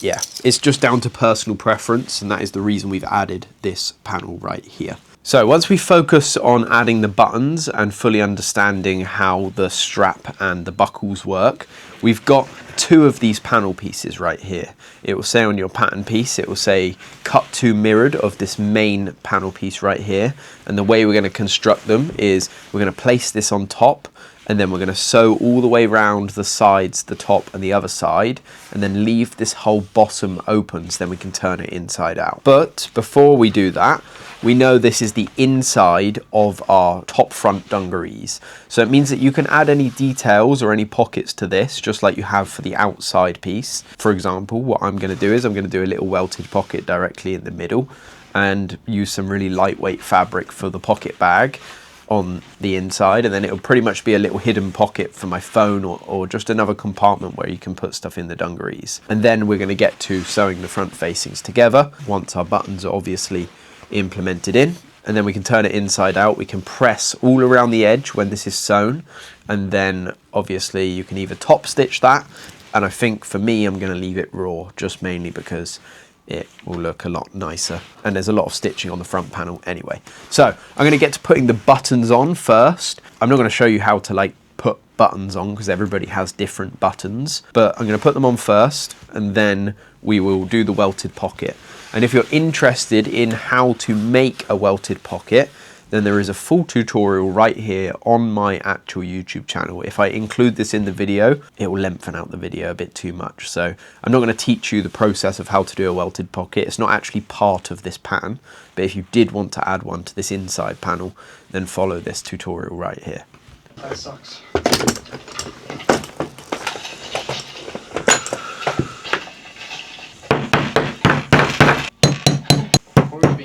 Would come. They'd bring goods, Roman gold, and they would exchange it for some of the first ever Buddhist caves on the pattern. This was all. Wow, that's very good. The rest of the story. Through the, this is that's very reasonable. It's so special. That's all correct.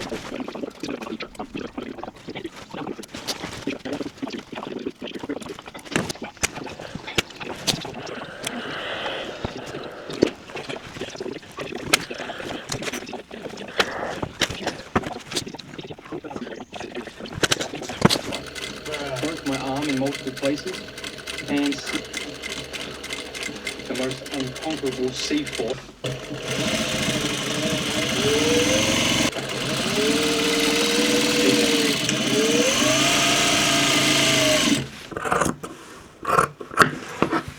Okay, so we have done our little hidden welt within the inside of the back top front, and it looks really, really nice. Now what we're going to do is we're actually going to grab the main front panel, and we're just going to lay it over the top, and as I mentioned, we are just going to sew all around the side up to the top, start at the bottom, sew along the top and then all the way down the other side. And we're not going to sew at the bottom, and then we're going to turn it inside out with the bottom, press it, and then you can either hit a top stitch or choose not to. I'll make my decision when I'm there, whether I think it would be cleaner for me to stitch it or whether I'll leave it clean.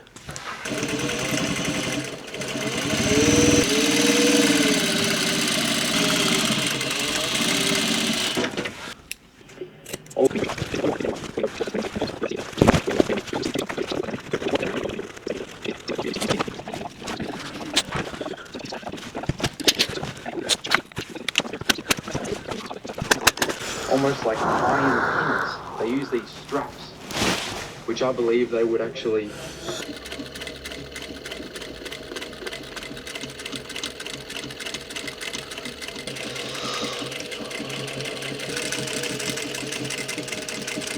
So I just chose to add these little sort of top stitch details around the edge. So I just went all the way up, over, and then I did another one which sort of curved below it. But I think together it's proper nice denim work. I am loving the look of this. I think it is so clean.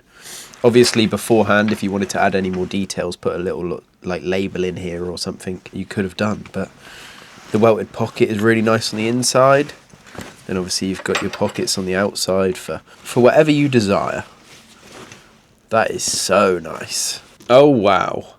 This actually looks incredible, and it all matches up perfectly, following the right seam allowances. That looks so crazy. And when you sort of, you know, fold your belt loops over and sew them down, it's all going to look really, really nice. Now, I'm going to show you now how to attach the sort of back side facing of the front. So what this is going to do, this long sort of facing, it basically attaches to the side of the pocket, and then you'd sew this at a 1/2 inch seam allowance up and then turn it inside out, and it would basically be the facing for our buttonholes right here.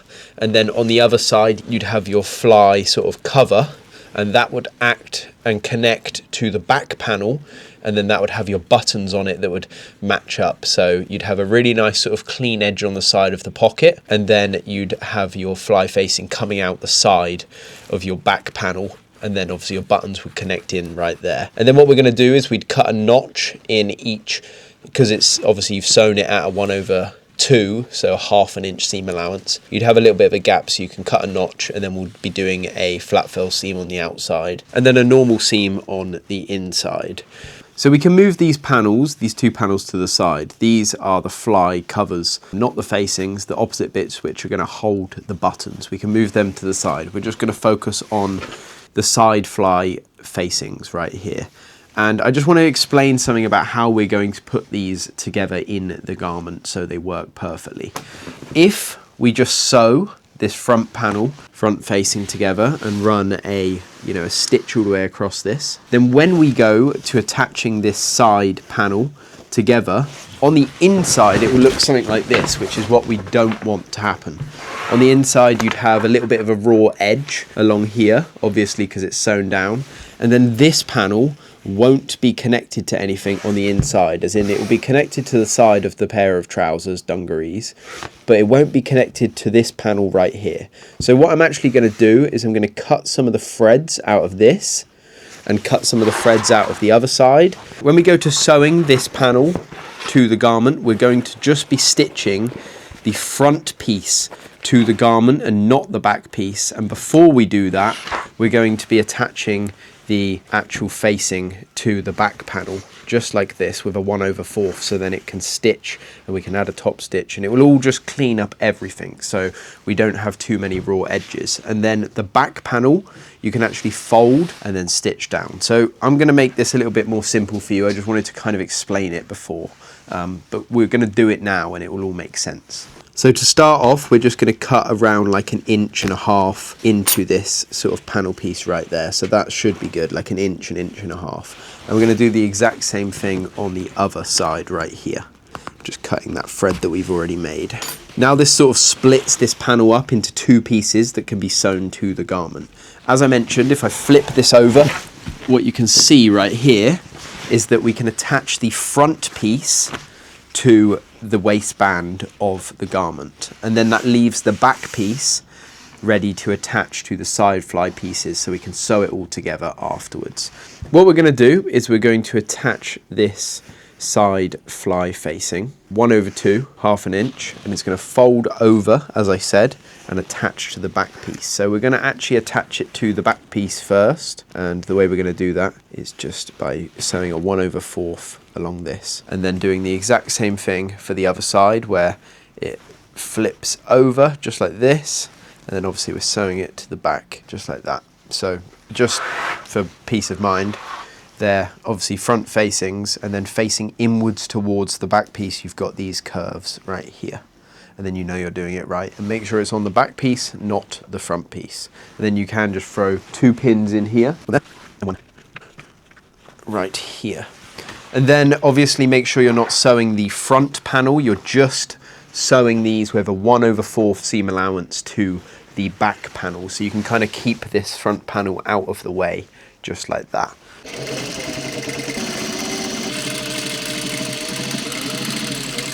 So when I'm doing the top stitch to top stitch this side fly facing to the back panel, I'm making sure that the top stitch, you know, the fabric and the loose fabric for the top stitch runs underneath the back panel. This is so the consistency of the fold all along will be so it folds underneath just like that. So what I'm going to do first is I'm actually going to pin the side panels front facing, that sort of side fly facing, just to the pocket like this. And I'm going to do the exact same thing on the other side. But when I'm pinning, I know I'm going to have to do a 1/4 seam allowance connecting this front panel to the waistband. So at the end, I'm going to leave at least like a 1/4 seam allowance right there. So the gap between the raw edge of the front and the back is about a 1/4 seam allowance. And then I'm going to pin this down in place. And I did the same on the other side. That is just to line everything up perfectly and correct. Now I'm going to take the whole thing over to the machine. And remember, because we're going to do a flat fell seam on the out seam, we can stitch this a little bit deeper. I wouldn't say a 1/2, 1/2 inches, you know, right, but I'd say just a little bit further than a 1/4 inch. We're going to stitch all the way up this facing, because remember, we're going to turn it inside out. So we'll stitch up, get all the way near the top. Then what we'll do when we're near the top is we'll just hit a little back stitch and stop sewing. We don't want to go all the way to the top. You can see I've left a little gap here, like maybe a 1/2 inch sort of gap. And we're going to do the exact same thing for the other side right here. But again, it's going to be easier for you to stitch from the top here. So we're leaving another sort of 1/2 inch gap from where we're going to start stitching at the top. Just move the needle down a little bit. We're going to stitch all the way down, making sure that everything lines up perfectly.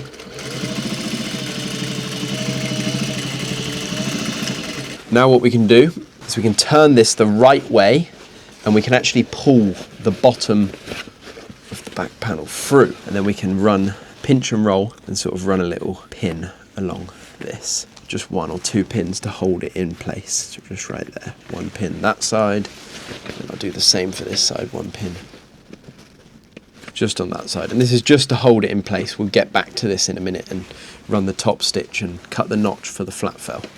What we're going to do now is we're actually going to top stitch this front panel to the waistband, and this is going to be a little bit tricky, but the way you're going to do that is you're just going to fold it so it's, you know, back to front, just like that. You can sort of unfold, and we're going to line up that front panel right there and do a top stitch all the way along. When we stitch that all the way along, we can actually turn it inside out, push that corner through, and then we can clean up the whole edge and sort of push it, and it will sort of integrate the front panel in just like this. And then we can add a little top stitch along the waistband.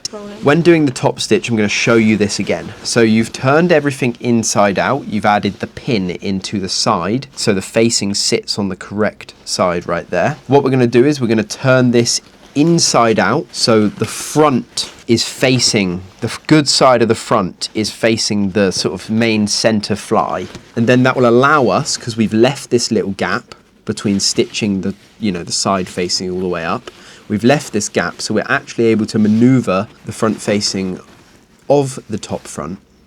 So we can do that 1/4 all the way along. We can add a pin in, we can follow this all the way along and add another pin this side, and then right in the middle too. So we're going to stitch along this at a 1/4.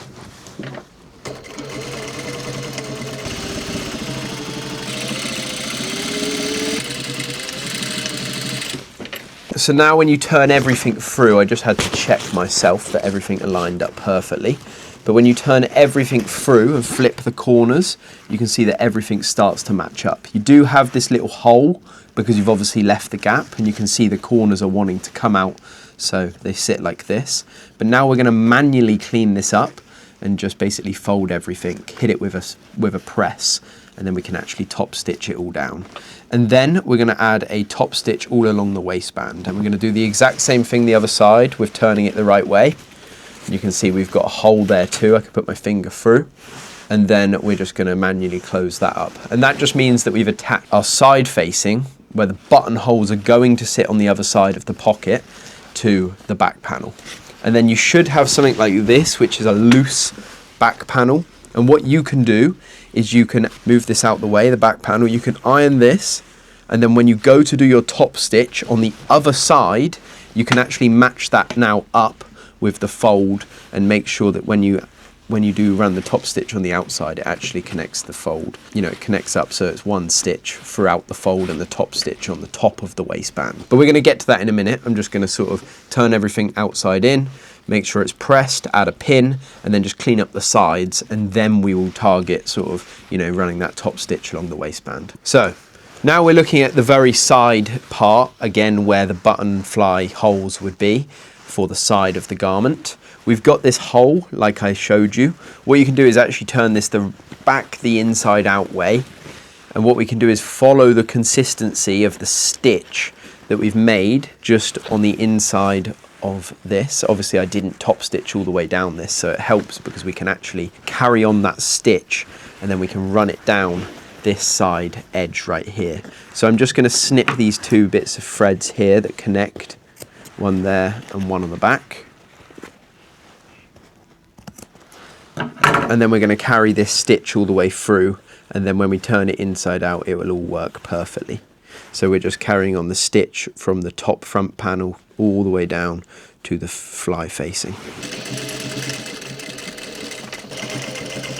Now when you turn this the right way round, you'll see it all matches up perfectly, just like that.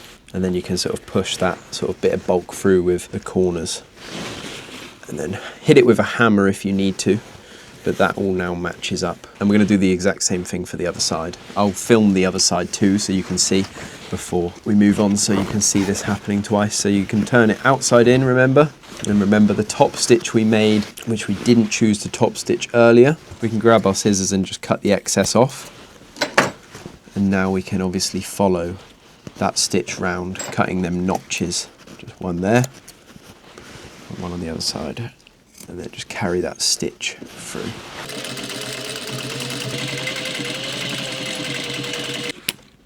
So I'm just hammering that bulkiness down, and you can actually get like a ruler or whatever you do to turn things inside out. And then we're going to follow that consistency, pinching and rolling, making sure them seams are really clean all the way down, and then we're going to add some pins back in all the way up, because we're now going to top stitch all the way to the top of the waistband, across and then down, and this is just going to close up all of the seams and clean everything up, so then we're ready to actually start working on the back panel after we make our buttonholes.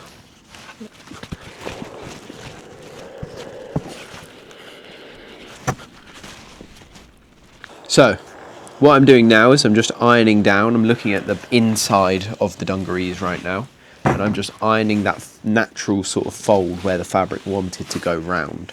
It wanted to go round because we did the 1/4 on each side, top stitched it down, and now when you fold it, it needs to just sit a millimetre or two below this stitch that we made right here. And when it sits a millimetre or below, then obviously when you stitch your top of your waistband across, it will catch that fold below. So I'm also just going to snip this notch in place right here, just like that, and I will open up this side panel a tiny bit right there, and I'll do the same for the other side. This is so we can get ready for putting the back with the front after we have constructed the back. So we're just going to snip that notch in place right there. And now we're going to run that stitch all the way from where that notch starts, up along the top of the waistband, and then down to the other notch.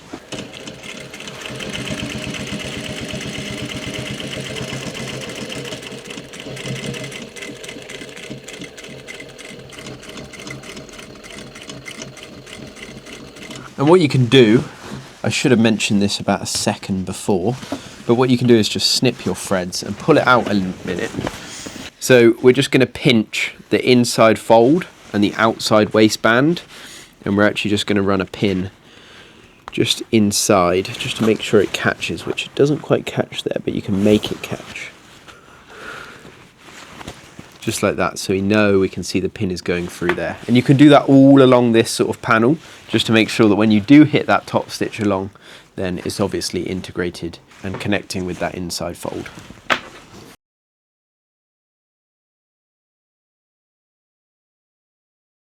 So now you can see when your pins are running along the top of that waistband, you can see on the inside you'll know it's working, because obviously the pins will show. I'm going to clean this up a little bit, because what you don't want is it causing all of this bulk because you've pulled the back panel a little bit too low, which obviously now it's doing with mine.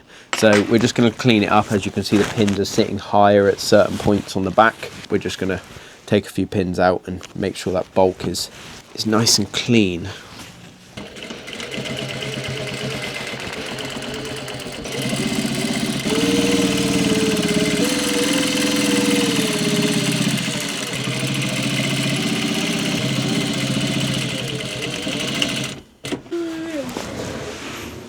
So where we're at now is we're at a really nice looking front part of the dungarees. I think this looks so nice. With the Bangkok selvedge denim, I think it's crazy, and I'm very, very happy with this. So there's two things we're going to do before we move on to the back piece. The first thing, and I like to do it now at this part of the process, but you could have integrated the waistband when you were sewing down, you know, the main sort of stitch, the seam, before you do the top stitch.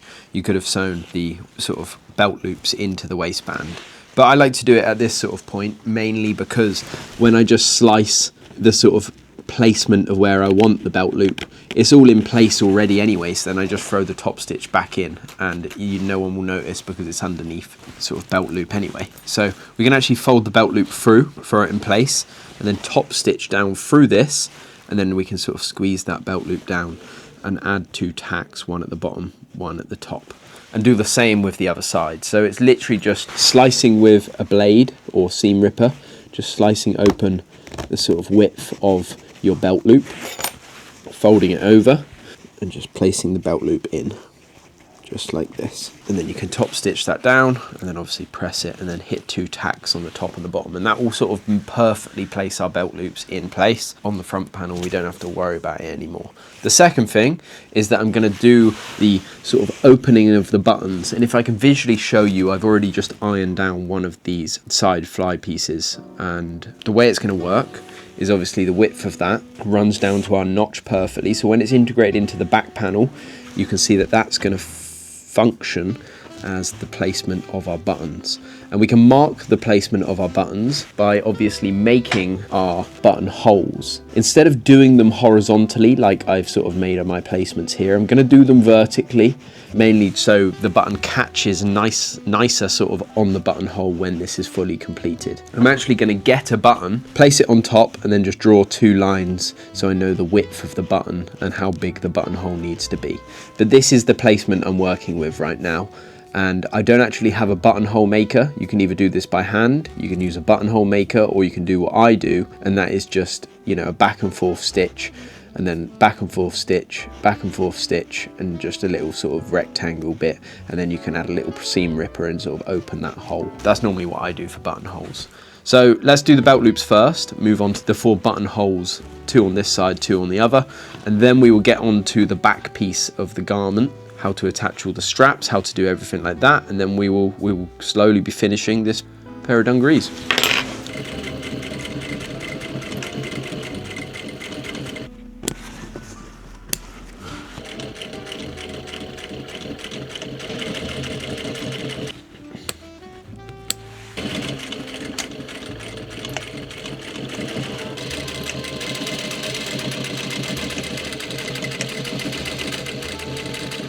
So now that is our belt loops perfectly in place, and I'm very happy with them.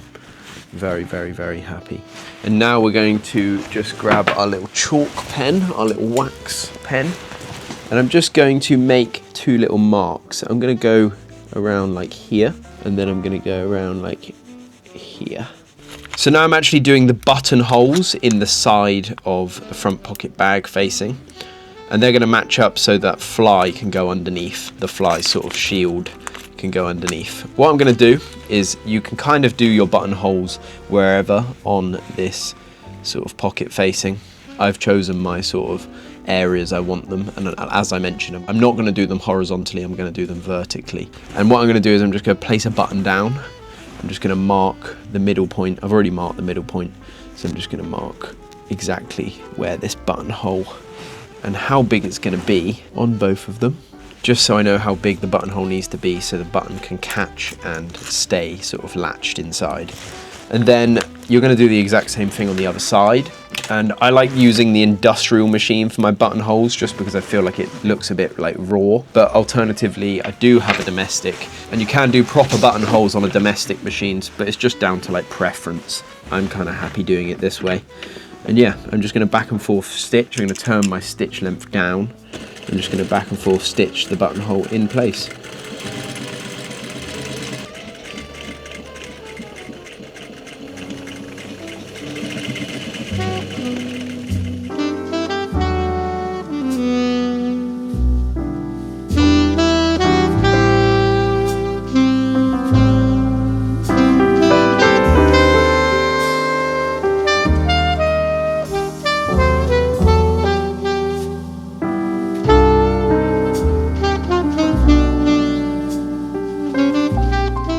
So I've actually decided to get the domestic out and just, you know, clean up these buttonholes a little bit manually.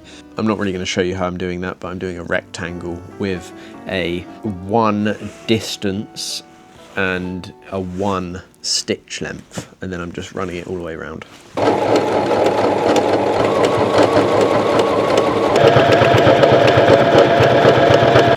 This looks absolutely incredible. The buttonholes and the belt loops are now finished, which are really, really, really nice. So what I'm going to do now is we can actually move this front panel just to the side. We don't actually need to focus on this right this second. We can just put it over here, and we're going to focus in on the sort of back legs.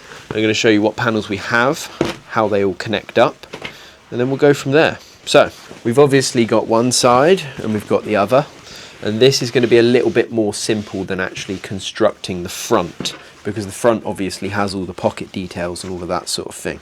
So you've got your yoke, which goes just on there like that, and the other left one will do the exact same thing, and we're going to run a little flat fell seam along to connect the yoke to the main back panel. Then we've got the actual back pockets and the facings that I mentioned about cutting at the beginning of the video. We've got 2 of them, just like that. So we'll be connecting them up with the exact placement that we have on the pattern piece, maybe a bit lower, but that'll be down to where the flat fell sits. So we've got 2 of them pockets, and then we also have this back sort of side pocket that connects up to, so if I just show you with the back side of it, that'll be your back pocket right there. And then the actual sort of cargo pocket, I'll show you on the other side. You'd have the pocket sitting here, and then you'd have the carpenter sort of pocket sitting a little bit lower down that connects up.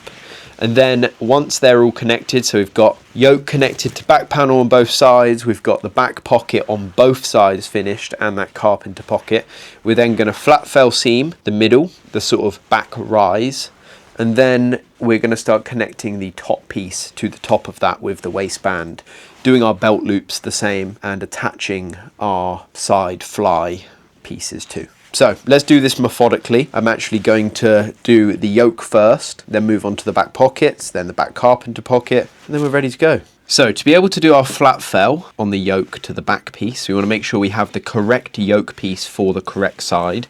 I've labelled mine left, so I know when I'm looking at it left, it would be the wearer's right. The way we're going to do the flat fell is we're actually going to flip the yoke over and we're going to place it in there, and we're going to leave around a 1/4 inch gap, and we're going to stitch all the way down that raw edge, making sure we're moving it to make that 1/4 all the way down.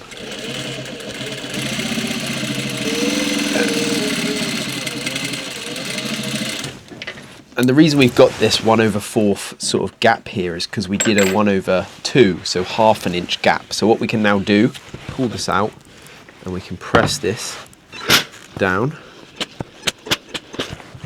And then we can roll it over for our flat fell, hide that sort of stitch that we made before, all the way up. And as we go, we can press that down. We're just rolling it over to make that flat fell. And on the other side, you can see it would be super clean also. So let me show you that again. We're pressing that down so the raw edge and the overlapping edge goes over. And then we're just folding it one more time. And then we're going to hit a press all the way along. And now what you'll be able to do is you'll be able to run a really close seam allowance stitch all the way across, and then you'll be able to use the side of your presser foot on your machine to do another stitch to clean it up. And as you can see on the other side, we've got a clean edge and a clean edge on the main outside. So really close stitch all along. And you can snip your threads. And then you can actually, for me, I can just flip it over and use the other side of my sewing foot.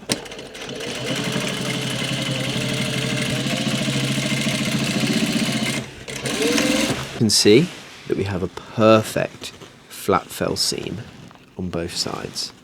I'm really, really happy with that. We can just clean up a lot of the edges over here and this side too. Just like that, we have a flat fell seam. We're going to do the exact same thing on the other side. So now we're on the back pockets. So we've just finished the flat fells on the yoke, which looks super, super, super, super nice. And I'm very, very happy with both sides and how they look. What we're going to focus on and focus in on now is these back pockets. If you've done my tutorials before, I explained it at the beginning of this video too, you'll know that we use facings for the insides of our pockets, and the reason we do so is mainly because it just cleans them up. It keeps and retains the shape which we put in the pattern so you can follow, rather than getting you to cut like extra seam allowance and trying to get you to like iron down the corners and the sides to keep the shape, because a lot of the time it doesn't work well unless you have something like a piece of cardboard to then be ironing over. So we do it with facings. All of our pockets pretty much have facings, and this is no exception. So basically what you're going to do is you're going to stitch all the way around this facing, good sides obviously facing together, and you're going to do the same with the other pocket. And then we're going to double fold the top. I'm going to show you a little technique to how to double fold the top, because you might have a little bit of, bulk. And then once that's done, we can actually just like iron it down. And then when we go to place it in the right place on our garment and on the back piece, we can then top stitch all the way around and it'll be finished. You can add some little decorative details. I'm going to do the same. So yeah, let's stitch all the way around, turn it inside out, hit an iron, and then we'll do the hem, sew the hem, and then top stitch it to the actual garment.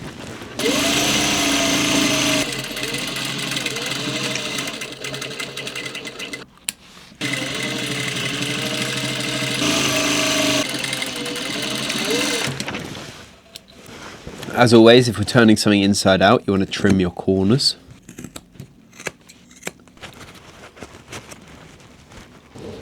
Put it up to clip.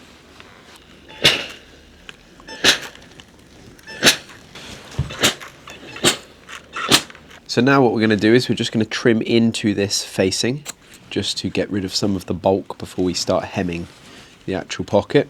We're just going to trim up and do the same for the other side. Now we can actually just double hem this. So we're going to hem it once, sort of fold it once, 1/2 inch, and then fold it again 1/2 inch, or 1/4 inch, my bad. We've just done that second fold, and I'm just getting my hammer, and I'm going to hammer this down just to keep it in place and keep it nice and sort of like compact. You can run that second fold along, do the exact same thing the other side. Now before we do anything, we're going to top stitch and sort of close that hem of the top of the pocket right there, with one stitch at the top with a short seam allowance, and then another stitch right below it.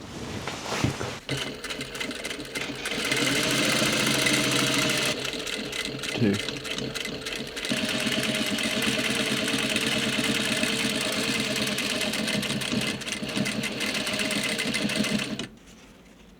So now we have just hemmed the top of that pocket. We're actually going to place it down on our garment where we want it. I normally just leave like an 1.5 inch gap from where the yoke is. And you can add a few pins, and then we're going to just top stitch all the way around this pocket. I'm just going to add 1 or 2 pins just to keep it in place.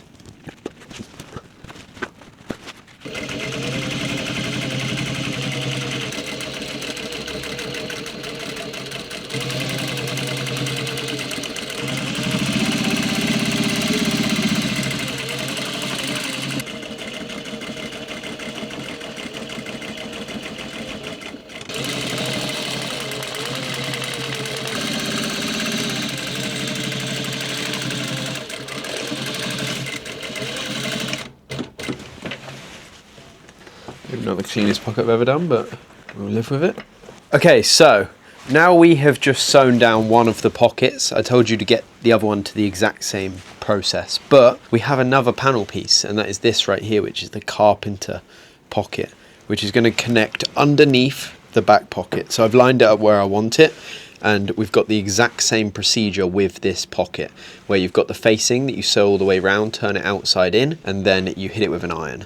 But before you do, I've just done like a 1/4 inch iron around the curved part of that panel piece, and then obviously the 2 bits of selvedge ID match up here, and then you sew it together, turn it inside out, and you should be able to just tuck and cut the other bit, and it should match perfectly. Let me just quickly show you. So where we've done this fold, that 1/4 inch fold around the curved part of the side carpenter pattern piece, we're basically going to start sewing around like halfway here, so we have enough space to cut that off when it's turned inside out.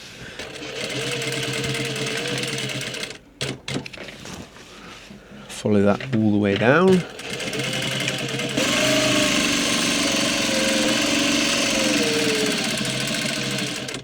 And all the way to the side.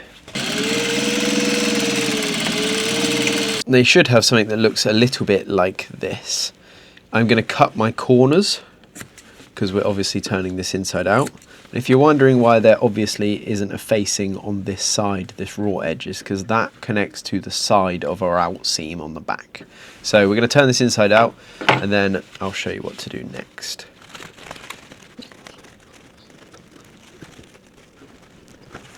Hit this with a little bit of a press, and what you can do, you might have seen me do this already, but I'm actually pressing the seams apart on the inside. The reason I'm doing that is because when you then go to fold the seam over, it perfectly puts it in place, just like that. You can do the same with this too.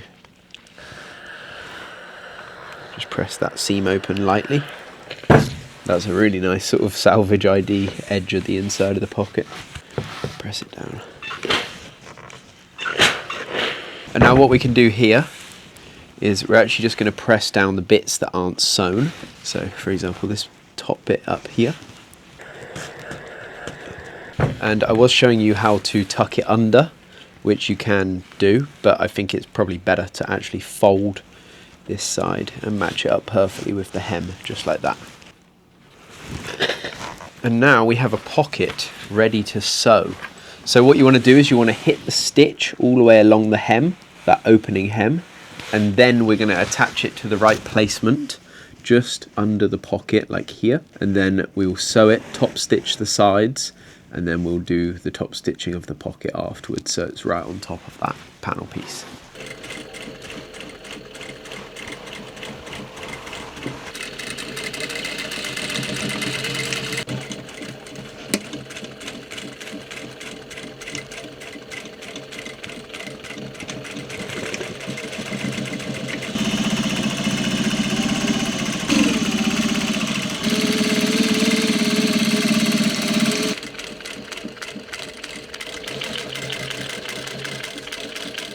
So that is the side carpenter pocket, and if you wanted to just close that off, you can either leave this ready for when we're attaching the two outer pieces together, or alternatively you can just run like a really small seam allowance stitch down here,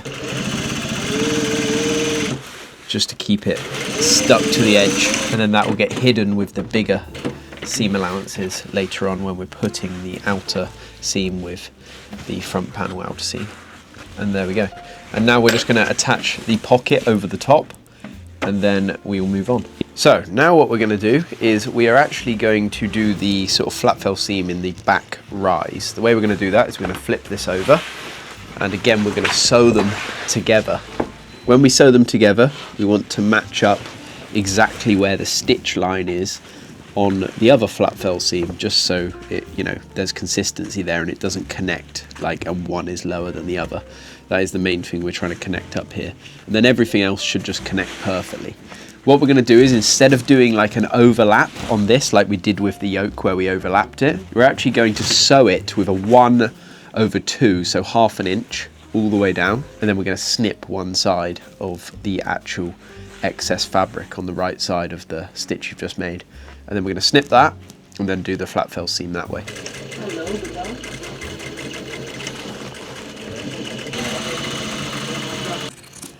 So just trimming one side of the seam allowance, and now we can sort of do the exact same procedure as we did before for the flat fell, where we're just ironing down the inside.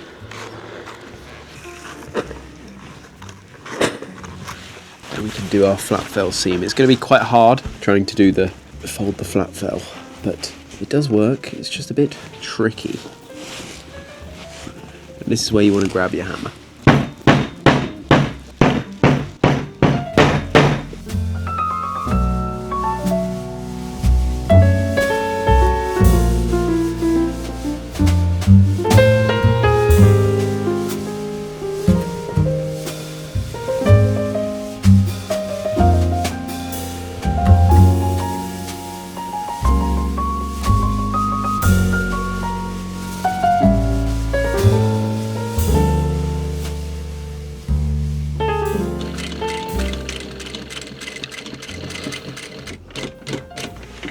I've got to the stage where I've put the little carpenter pocket on both the back pockets, and the yoke is now attached to the back panel. It's looking really, really good. Now what you would do is you would add some rivets on the corners of the main pockets on the back, and maybe one at the bottom of the carpenter pocket on the side. And I think we're going to stop for today for the session, but next time we resume, we'll be attaching the back piece, and then I'm showing you how to build and construct the straps, and then we're putting everything together and it'll be done. So for now we'll leave it. It'll be, as I always say, it's just a click of a fingers for you, and yeah, we'll resume next time. See you in a little bit. Rolling. So it's a brand new day and we're back. We're gonna finish off sort of, you know, getting all the panels ready for the whole back of the dungarees. I'm going to walk you through the stages now, just to sort of make my brain understand it too, because we've left this for a few days and now we're back. And then we're going to get on constructing the whole thing together, and your dungarees will be fully finished. And I'm very excited about these. I've kind of left them and I've been looking at them ever since, because the whole front panel's done and it looks really good. So the way we're going to do this, we've got these two side panels here, which are your sort of fly shields, and that sort of functions. Let's imagine this is the front panel right here. You'd have your buttonholes, and then this would go underneath with the buttons attached onto it. And this is the back panel, obviously, so this is going to attach right here, and then obviously we're going to get to sewing it. The same with the other side. We've got another one of them panels right here, and these are going to be your side openings of the dungarees. And then we have the waistband in the middle, and then we have the top back piece right here. I cut another one of them top back pieces. So we've got one right here, and then we've got another right here. This is going to be the facing, so it cleans up all the back of the dungarees. And then finally, I've already pre-folded them, but these are your straps. So if I can just quickly explain, what you have to do is you cut out your straps. It says cut 4, and then I just ran a iron all the way down with like a 1/4 inch sort of fold on both the edges of both the panel pieces. And then, yeah, I've just added some pins to sort of merge them together. Doing the sort of like the strap that goes round the shoulders, I'm doing that out of the actual fabric itself, but you could also just use some like lighter weight sort of fabric for this strap. But it needs to be strong because obviously it's going round your shoulders and it's going to be the only thing keeping the dungarees up. Anyway, so let's go through this methodically and break everything sort of just down into pieces so you can understand exactly what I just said. But after all of that's done, we're going to then connect the back to the front and then, you know, do the flat fell seam on the inside seam, and then we're going to do the normal seam on the out seam with the top stitching. And then the dungarees is pretty much completed. I'll show you how to just attach the 2 pieces of hardware onto the straps, and then we're finished. So that kind of gave my brain a little re-understanding of what's going on, and hopefully, I mean, it was just a click of the fingers for you, so you already know what's going on. So yeah, let's jump into it. So before we attach the waistband, which would be our first step, we have marked the belt loops on the back waistband the same as what we did for the front. I'm actually going to add 3 belt loops onto this waistband. There's going to be 1 in the middle at the back rise flat fell, and then 2 on the other side, which match up perfectly with these 2 markings right here. I'm not going to show you how to do that because I already showed you how to do that on the front panel. I'm just going to get that done. And then I will show you, when I've got 3 belt loops in my hand, how to construct them to the waistband and then sort of get everything ready. After the waistband's on, we attach the top and we get to that sort of area. So let's do the belt loops first. Should be enough for 5 belt loops, just like this. 3 belt loops. So I've cut my belt loops with the selvedge edge right here. I did my front ones a little bit differently, but what I do with my belt loops is I do a 3-inch sort of width, and then what I'm doing here is a really long strip, and then I am sewing it so I can reference the side of my sewing foot all the way along that selvedge, so it cleans it all up, which is super, super nice. And then we're going to sew another line down the other side with the exact same sort of side of the sewing machine foot width, and then that'll be our belt loops. We can cut them to size afterwards.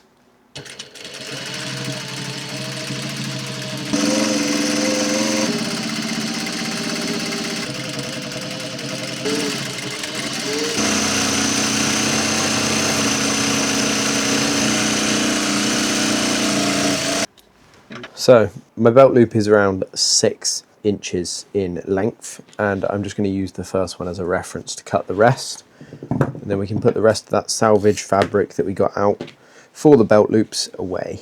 That is my 3 belt loops right there, and because I do have some extra, I just had an idea for it. One thing that I did notice is that I didn't do the hammer holder on the side, so that works perfectly for me to just implement this last bit of fabric into the bottom of the pocket, stitch it back down, and then I can actually just fold this over and stitch it into the out seam right there.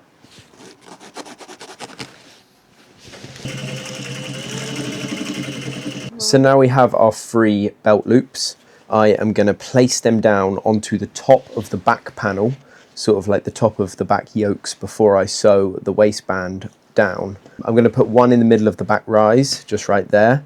And what we can do is add a pin just to hold it in place. And then the other 2, they should match up perfectly with the little markings we made on our waistband right there. And I'm going to sew them down first, but equally you can just sew the waistband down as you go and just pin everything together so it matches up. But that's kind of up to you. Yeah, let's sew the belt loops in first, then we'll do the waistband after. So when sewing down these belt loops, you want to do a really sort of close seam allowance, because when we actually add the waistband, we'll be sewing the waistband on at a 1/4, so kind of cover that stitch that we made there.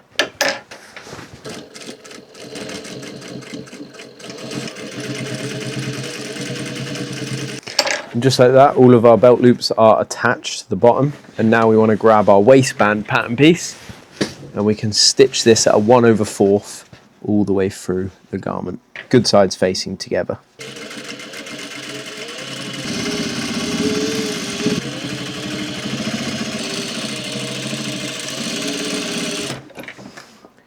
And then once you've stitched that waistband on, then you can do the same thing as what you did for the front panel, and that is just flip the waistband over, and you can alternatively, you can either just run a stitch down now or you can press this and then run a stitch down later. But remember, the top stitch is running with the sort of, you know, the back panel piece fabric going under the waistband rather than it flipping over the other way, because obviously we've got too much bulk of fabric that way. So just naturally take it the way that it wants to go.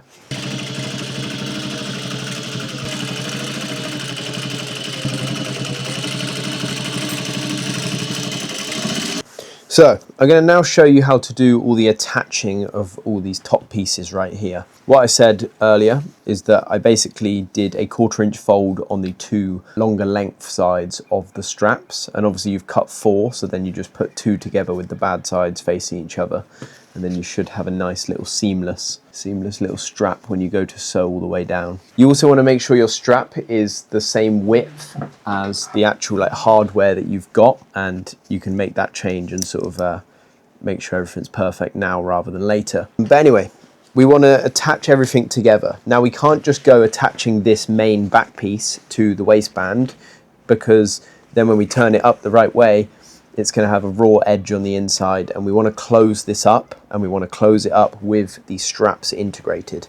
So for now, you can kind of just move your back panel out the way for a minute, just throw it to the side, and we're going to focus in on this piece right here. What we're going to do is we're going to close our straps with some stitches, take the pins out, and then we know that this strap is going to integrate right onto one of these sort of side edges right here.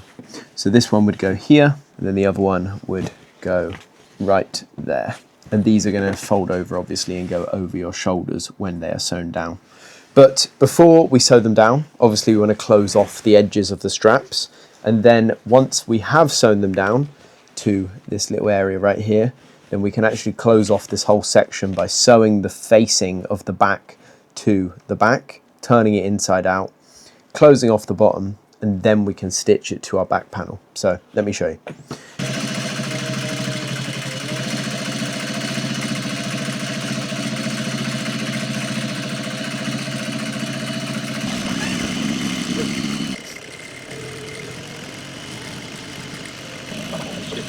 So we know that these straps have to go over our shoulders just like this, and they basically they have these sort of like diagonal kind of bottoms to them, so they should perfectly match up like this, and the shape should follow through the straps like this. You'll know you've done it wrong, because obviously if it looks like that and the other one looks like that, then it's not correct. So you basically want to make sure that you're following that sort of shape through with the strap all the way through the back piece, and then you can see how it would go over your shoulders right there.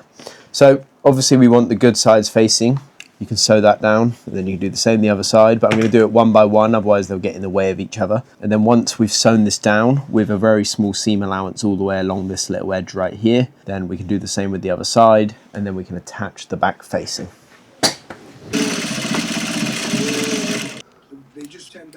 Obviously the shape carries through that sort of shape all the way up, that curve that goes all the way around your body.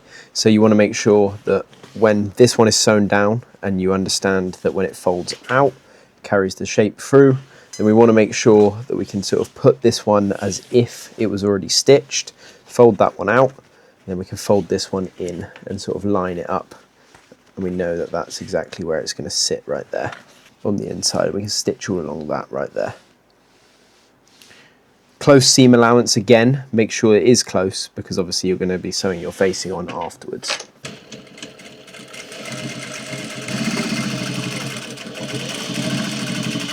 Basically, I've just pinned back, so I've sewn these straps on right there, and I've pinned them back so they're out the way for when we sew the facing down to them right there.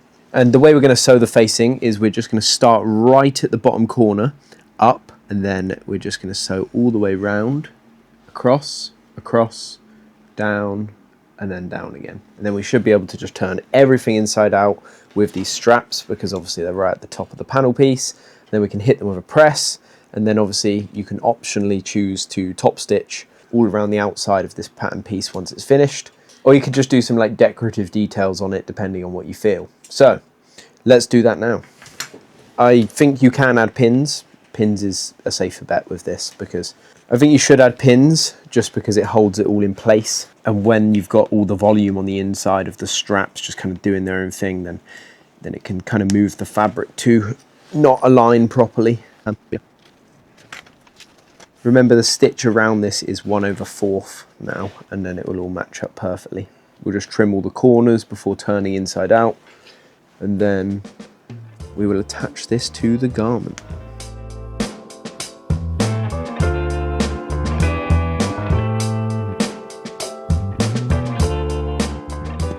So we're going to trim the corners like we have been throughout the project, just like that, and it will make it a lot easier for us to turn inside out.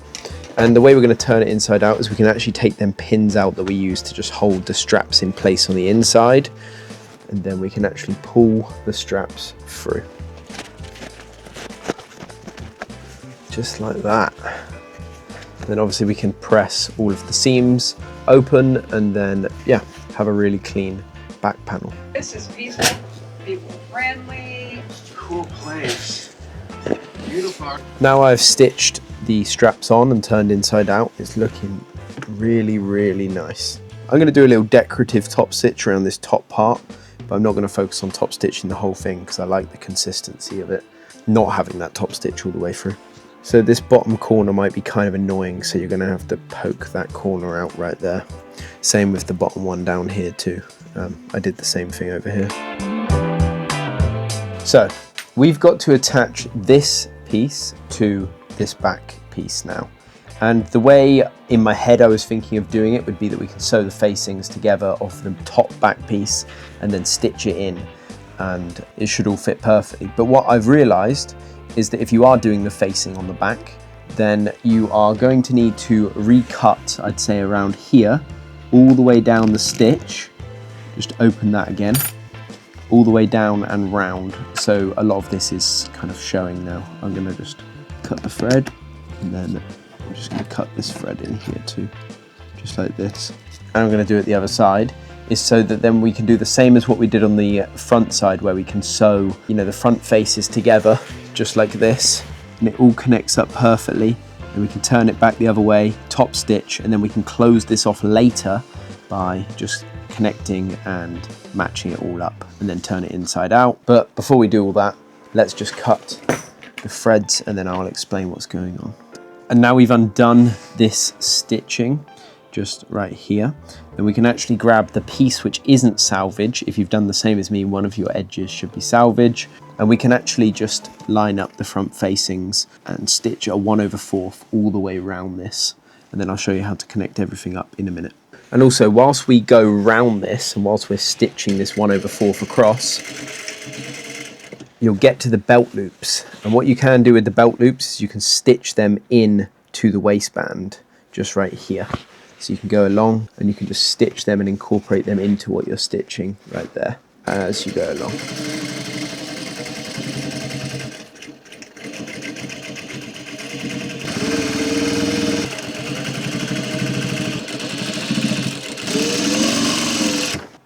And now just like that, we have stitched all of that top back piece in, and we're going to do the exact same thing where we hit that top stitch all the way along. Remember, you've got your belt loops incorporated into this now, so that top stitch has to sort of be done in a few different ways. Like you have to stitch to underneath the belt loop and then pull your needle out, bring it round, stitch across, and just keep going along here.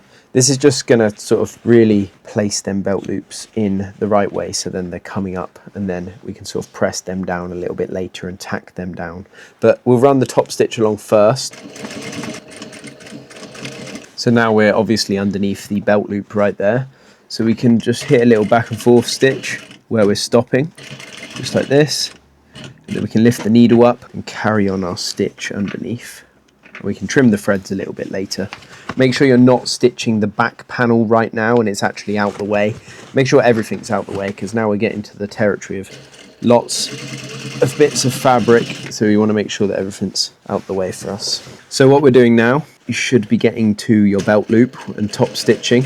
You're obviously going to have to move the belt loop out the way to carry on that top stitch through, and then you can hit a back and forth stitch, pull the needle to the top position, move the foot around just like that, and then carry on the stitch that you were doing.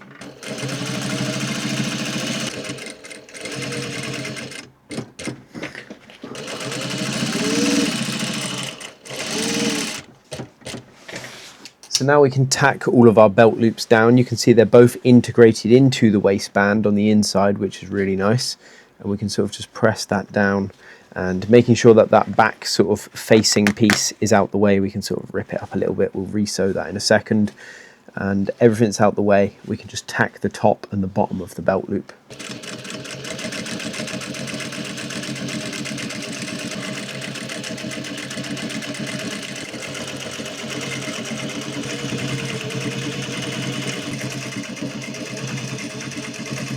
So now we are at the stage where we have just implemented all the belt loops on the back. The waistband is connected to the top back piece, but as I showed you, we have just sort of trimmed all the threads in this.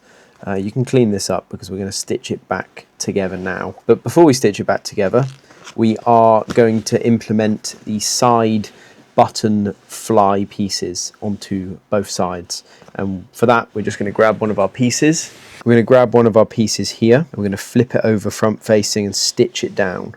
But before we do that, we're going to close off the whole of the inside of the button fly. So you can see I folded it at the top and at the bottom, just a little 1/4 inch, and we're going to close this whole section up, the whole thing, smaller seam allowance around the edge obviously, and then obviously we're going to stitch it in right there, turn it over, and then hit that with a top stitch. And then the same as what we did for the front panel, we're going to cut a notch ready to sort of attach both sides, but we'll get to that in a minute. For now, let's stitch round the button fly.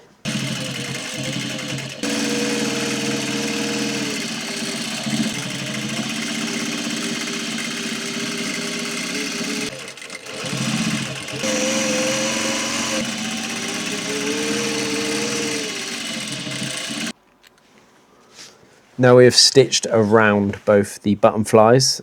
You can actually overlock the loose edge of this, but I'm not going to do that because my overlock is broken. So let me show you how to implement these into the back piece now. So what we're going to do, where that sort of fold of the top back piece, you know, where that stitch mark we made before, we are going to just make sure that we line this fly up just underneath that fold, because we don't want to get in the way of sewing all of this back up in a minute. So just under the fold, we're going to stitch the button fly in with a 1/4.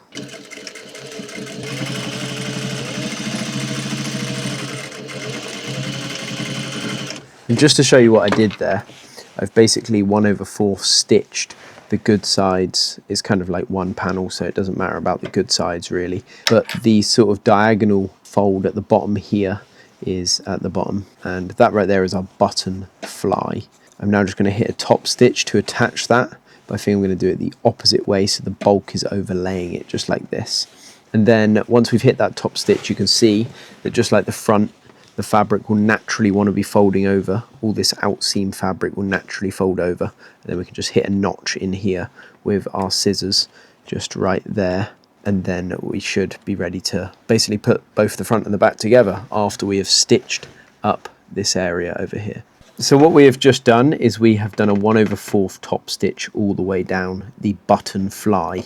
This button fly, as I mentioned, is going to sit underneath the front panel, and then you can connect your buttons up to where the buttonholes were in your pocket facing. So before we run this top stitch all the way down, and we are going to run a top stitch all the way down this, we're going to make sure the top stitch fold runs so all of the bulkiness here is going to fold over the button fly right here. So you want to grab a hammer and hammer this down so it's ready for the top stitch. But before we add the top stitch, we're going to keep this tucked in so we don't add the top stitch and it's sort of sitting naturally where we've sewn it down. And then you actually just want to flatten this sort of area here, that fold that naturally wants to go the way you sewed it earlier. And then we're actually going to grab this panel right here, the back panel, and we're just going to line it all up and finish our stitch all the way down. So you can actually turn this back outside in, so inside out, so the straps are inside between the top back and the back facing, top back facing. And then we can sort of carry on that stitch that we sort of ripped out just a minute ago, so we can sew the waistband. And we can start the stitch from where we stopped. And then follow it all the way around like we had it.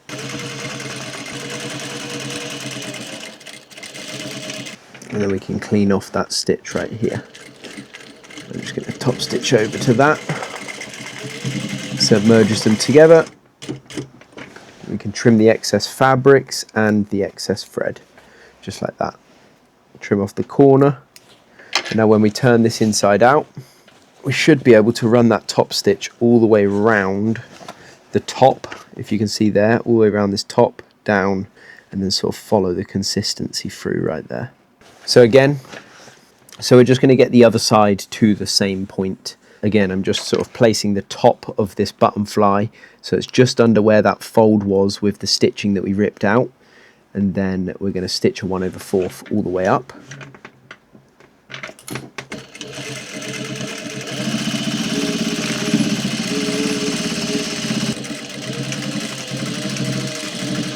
And then again, we're going to sort of hammer the heavier parts of the seams, like the sort of yoke flat fell down, just so it all sits the way it should.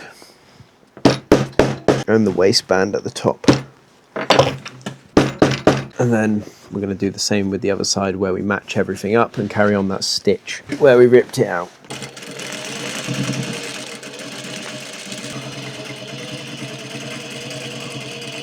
Then you can actually just turn the rest of it outside in again. So if it's on the good way, and you can see that we can then do the same with this corner over here, turn it the right way. And you can see that when everything's turned, you're actually able to start that top stitch at the bottom and then run it all the way up to the top, and then make a little right angle with your top stitch up here.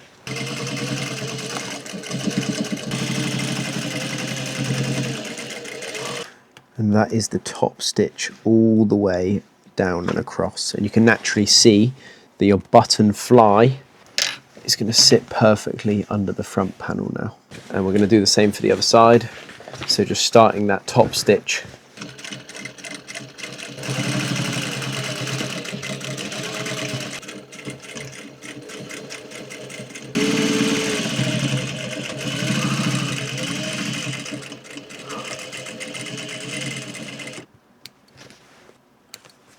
So as you can now see, the whole of the back panel is completed. I think I want to add a few rivets in here, so I'm just going to add 4 rivets, 2 on each pocket, and then we are going to show you how to attach it to the front, and then we'll pretty much be done with the whole thing after doing our side seams on the out seams. Then we're just going to have to add our buttons too. As you saw, we just managed to put the button fly onto the side of the back piece, and it all should be nice and seamless now. Basically, what we're going to do now is I'm just going to show you that if you overlap the front piece to the correct place where the buttons will fit, you can actually mark through the button holes where the buttons should sit right here. And you can see that that notch that we made on the front panel piece, we can sort of, you know, transfer that over to the back. We can actually cut this notch on the back, just like that. So you can see that we have our notch cut into the front panel and we have our notch cut into the back panel. Now, when we're sewing the out seam, we're obviously just going to sew up till this point, because the opening of the dungarees will sit right here. There might be a tiny bit of misalignment when you go to sew the out seam. So I've made these 2 markings for the buttons here, but it might slightly change. So we'll focus on putting the buttons in a bit later. But for now, we've cut the notch in the back piece right here. And we've cut the notch in the front, obviously, earlier. And we're going to do the same thing with the other side of the dungarees. Just a little marking for the notch. You flip it over this side, cut it. You can see the notch is right there. And when it matches up with the front notch, Then you can kind of put the button fly underneath, and you can see again it matches up perfectly. So now we've done these notches for the out seams. We're not going to start with sewing the out seams. I'm just going to do one thing before we get sewing on the inseam. So what that is going to be, I'm going to do the rivets on the back pockets. So if you do want to add any more details, now would be the point to do it before we go any further. So any patches, any rivets, anything like that, now would be your time to add them to the dungarees. And then I'm going to sew the inseam of the pair of trousers together as a flat fell seam, and then I'm going to sew the out seam together, top stitch down the out seam, and then we'll focus on the connection at the top, hem the bottom, and we'll be done. Well, that's a better one. It's not, it just broke. Oh. I don't recommend this at all. Get yourself a proper hole punch, but I don't have one.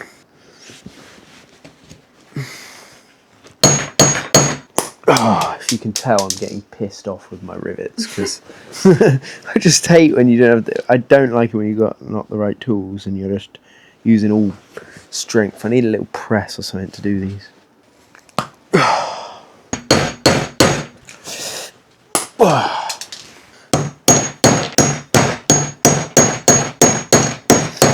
We've just finished the rivets, and it's just frustrated me a lot, because the way that I have to do rivets is to cut the like piece of brass or nickel, and it just, yeah, it's really annoying with the setup that I have. Hopefully you've got a better setup that doesn't frustrate you that much.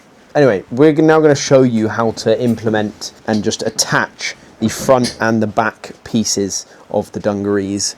So you should have a really clean front and back of your dungarees right here. The way we're going to attach it is we're going to attach the inside seams together first with a flat fell, and then we are going to turn it the right way up so the good sides are facing together, and then we're going to do the out seams, top stitch, and then we're pretty much done with the whole process. So let's do the flat fell on the inseam. I will show you how to do it roughly, but I've already shown you loads of flat fell seams in this build, so it's not too important. But the way we're going to do it is we're going to flip this over, place this one on top, and we're going to focus on connecting up the two flat fells, one on the back rise and the one on the zipper, just like this, connecting them up perfectly. And we're going to run pins all the way down the inseam, run pins all the way down the other inseam, and then we're going to stitch this at a 1/2, where I think I might do 3/8 of an inch, and then we can cut one and then fold over. The one we're going to cut will be the back panel, so that sort of, 3/8 for stitch in there, and then we're going to cut the excess seam sort of raw edge on the seam right there, and then it will allow us to sort of fold it over and fold it in. So yeah, let's get to work.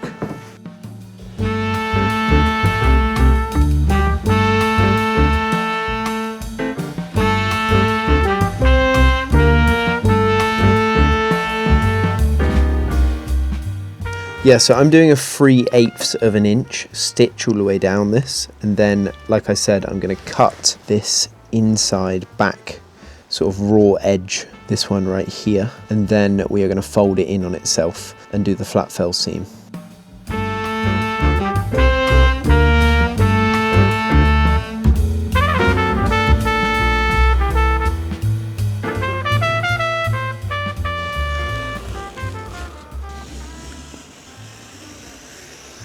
So now on the outside you should have something looking like this. This is the back, this is the front, and we want this to be folded in on itself just like this, so the raw edge is showing there and it covers the other raw edge on the inside. We don't want to iron it down this way, so obviously making sure that it's all this way, we can then press it from the back side and it should press down perfectly. We're going to do this all the way along, and then we will hit another fold, throw some pins in, and then stitch up our flat fell seam.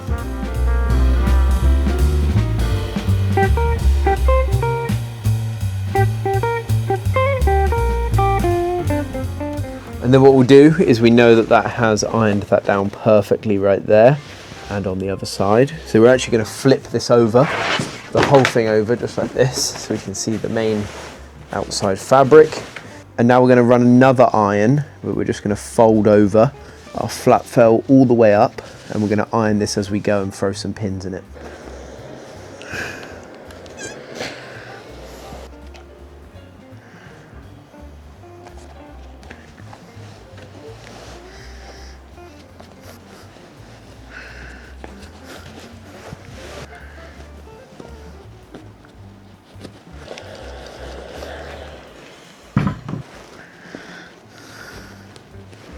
So I've just pinned across all of the flat fell, and I've obviously got this little bit here which is both of the flat fells together, so I'm actually going to hammer this just to make sure. We're going to run a stitch across this and then another stitch next to it to clean it up, and that will be our flat fell on the inseam. And then it's pretty much just connecting the outseam, hemming the trousers, making sure the mechanism works to connect around the shoulders. So yeah, let's do that now.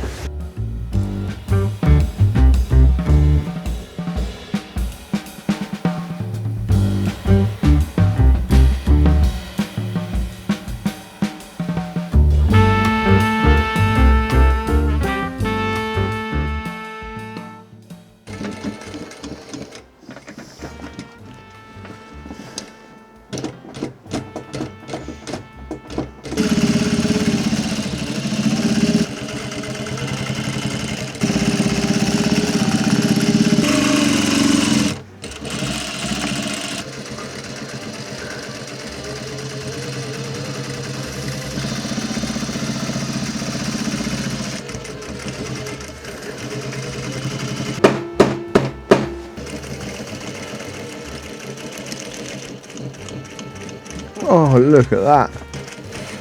Would you look at that?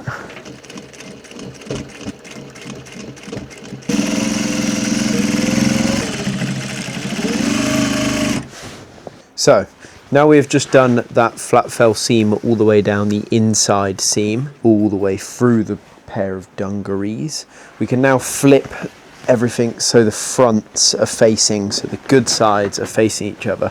It's just basically turning everything outside in on the dungarees. And now we're pretty much at the stage where we can actually sew these together on the out seams, and it should connect everything perfectly up.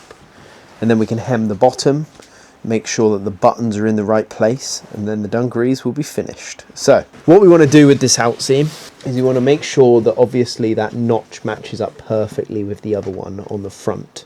So we're going to start stitching from around here, and we're going to make our way down the dungarees just like that. And obviously that will all line up perfectly on the back. And we can throw pins in this, and then it's just the normal 1/4 top stitch all the way down, and it's really nice because we've got the selvedge ID on both sides there of the out seam, which is perfect. And then you can choose to top stitch that down at the top and reinforce this in whatever way, but I'm going to do a little top stitch all the way through this to around here, stop it, and then do the same on the other side. And then we'll trim the excess fabrics at the bottom of the garment. Should all match up perfectly, but if you've got a little bit extra, then it's all good. And then we'll hem the bottom and go from there.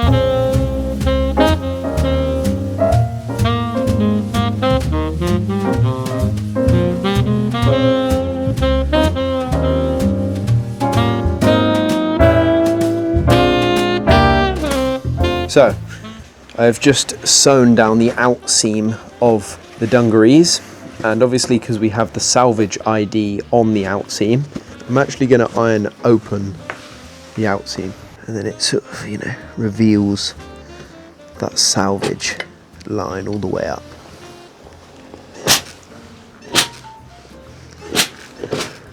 And ironing your out seam also just really helps because it gives you that option if you don't choose to top stitch down the out seam, because it will always hold the sort of shape.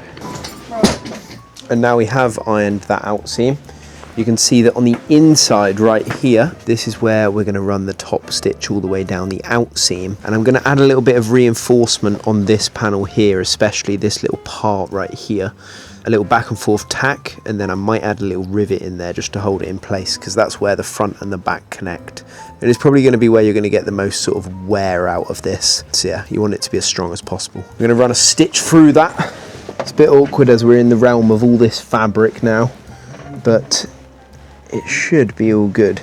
Make sure the fabric's flowing the right way.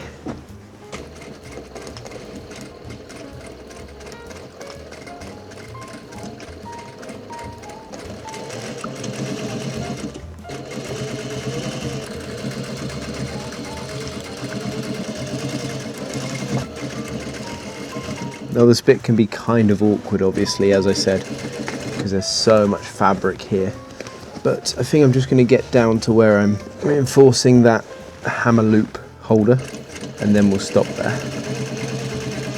The rest is ironed, so it doesn't really need this top stitch.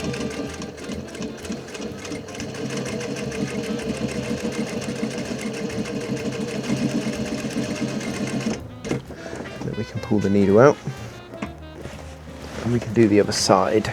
And on this side, I'm just going to stitch a little bit down that carpenter pocket.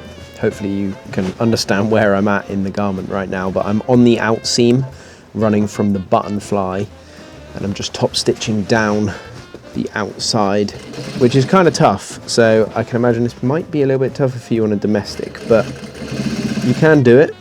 We're just in that territory of lots of fabric, but I think that's perfect right there. And now we're going to cut the threads, the outer thread, inner thread, and just like that, your dungarees is pretty much together. So I can turn these inside out now, and theoretically it should all nearly look finished.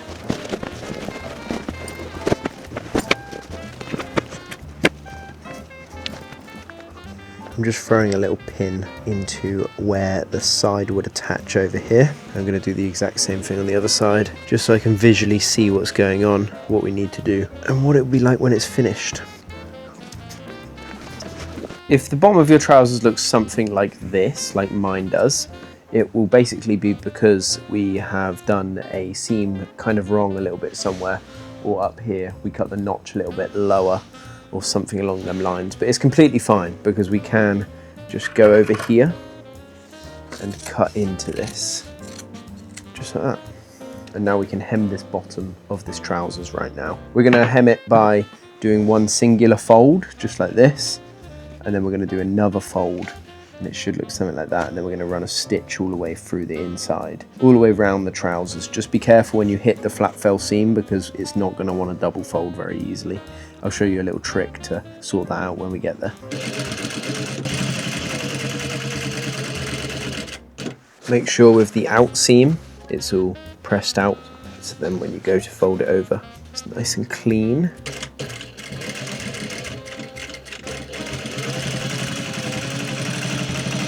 And if you need to grab your hammer, the little trick to hammer this little seam down, this little flat fell seam, and then you should be able to go over it perfectly fine.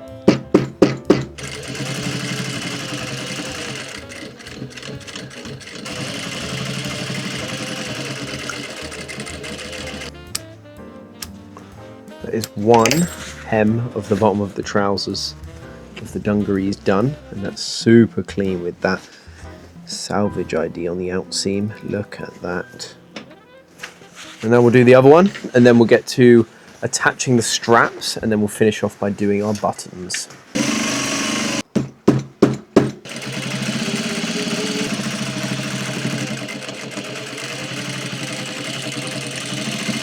And that right there is the other hem done also, with another clean out seam selvedge ID right there, which is amazing. It's always really nice when you're at this part of the process, because everything that you've prepped for throughout the project starts to like really look like a finished final garment.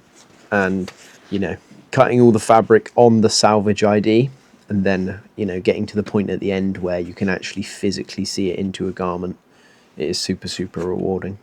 So if you come a little bit closer, you can see that I've got this piece of hardware right here. It's a little sort of clip which tightens in on the webbing that you use, or in our case these straps right here. I'm going to feed it through this area, and then I'm going to sew it down. But I have put a load of links in the QR resources part that you should have seen. There was a little section on this video which goes through all of that. I've basically put some links to different hardware and stuff you can purchase, buckles and all that different stuff. So I'm not expecting you to be using the exact same sort of hardware as me. So I'm not going to specifically show you how I'm doing it, but I'm kind of filming it anyway. I'm going to close up this area right here, and then that will mean that we can perfectly have a little button holder right there. But I've kind of done it the wrong way, and it should be that way right there. And I'm going to do the same for the other side. Whatever buckle you've chosen for the project, obviously you want to make sure that it's the same width of your strap when folded. But all the right dimensions and stuff are in the pattern anyway. Bang, just like that. and I'm going to try these on first to make sure that I know the exact width to sew this down at, because it's not going to be adjustable. However, you can buy the certain buckles like the one I showed you earlier on in the video that is adjustable, but this one isn't because the fabric seems to be a little bit too thick for that. So I'm going to do this little buckle, and then we will get to the buttons.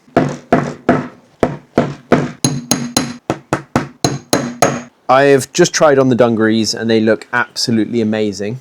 I was just going to do the strap, but I wanted to say something just before you end up doing the strap and realizing it's not as long as it should be. Depending on your height, depends on how sort of like long that strap that goes around the shoulder will be. I'm around 6'1". The whole dungarees fit me perfectly as a 34 waist. However, Eloise, who is wearing the dungarees now, so this is a little sneak peek preview of how good they look because they are amazing. The straps fit her perfectly up there. So she can just add a little button or attach her hardware to this piece up here, and then it will attach to the button right there. I'm like 5'5". She's 5'5". So for me, what I'm going to do is I've actually added an external little PDF sort of piece on your download. You should have seen it, and it basically is showing that you're going to cut a 3-inch width by quite a long, I don't know now, you'll see it in the PDF, but it basically just means you can extend that strap, add a little piece of hardware in the middle, and then it will mean that you can extend it for if you're taller. I'm 6'1", the dungarees fit me perfectly, but I'm just going to do this little strap extender so the dungarees fit me. But overall they are absolutely amazing. Once I finish this, they will be finished and I'll show you exactly what they look like. Yeah, that's Oh, yeah, literally. You can do this like this. So, I found this little plastic buckle in a great world that would be metal and match the rest of the hardware on the piece. But it's all we've got. So we're going to thread this through and just pin this up to where we can sort of, you know, pin it up. And if you come closer, you can see that right there it would look something like that. And you can sort of just do a little grid square around that or follow the stitch marks that you've already made. And that will sort of implement this buckle sort of system, not buckle, but this kind of like splitter. And then we want to grab our 13.5" by 3" will be the pattern piece, it will say, and then we're pretty much going to wrap that through, and this panel piece will run through here, up here, and then this bit will fold up and then fold again round the back, just like that. You can then close the piece of hardware. Yours might be a tiny bit different to mine. And we'll close this off with a pin. This extender is just to add obviously a little bit more fabric if you're taller. It's not necessarily needed if the pattern and the straps fit you perfect and you can put the hardware on the end. But that would hook right in there just like that, and then this would go through here and then fold over again just like that. And I made it so it extends it around 7 inches. So obviously you can measure that 7 inches down to the button, more than it was. If I throw a pin in here, it should match up perfectly. So I'm just going to close off all of these sort of parts which I've put a pin through. And just like that, that will be exactly how it works right there with the extender. And then you can actually extend these in and out how you desire later. So yeah, let's close off all the areas and then we will try these dungarees on finally and show you the finished product.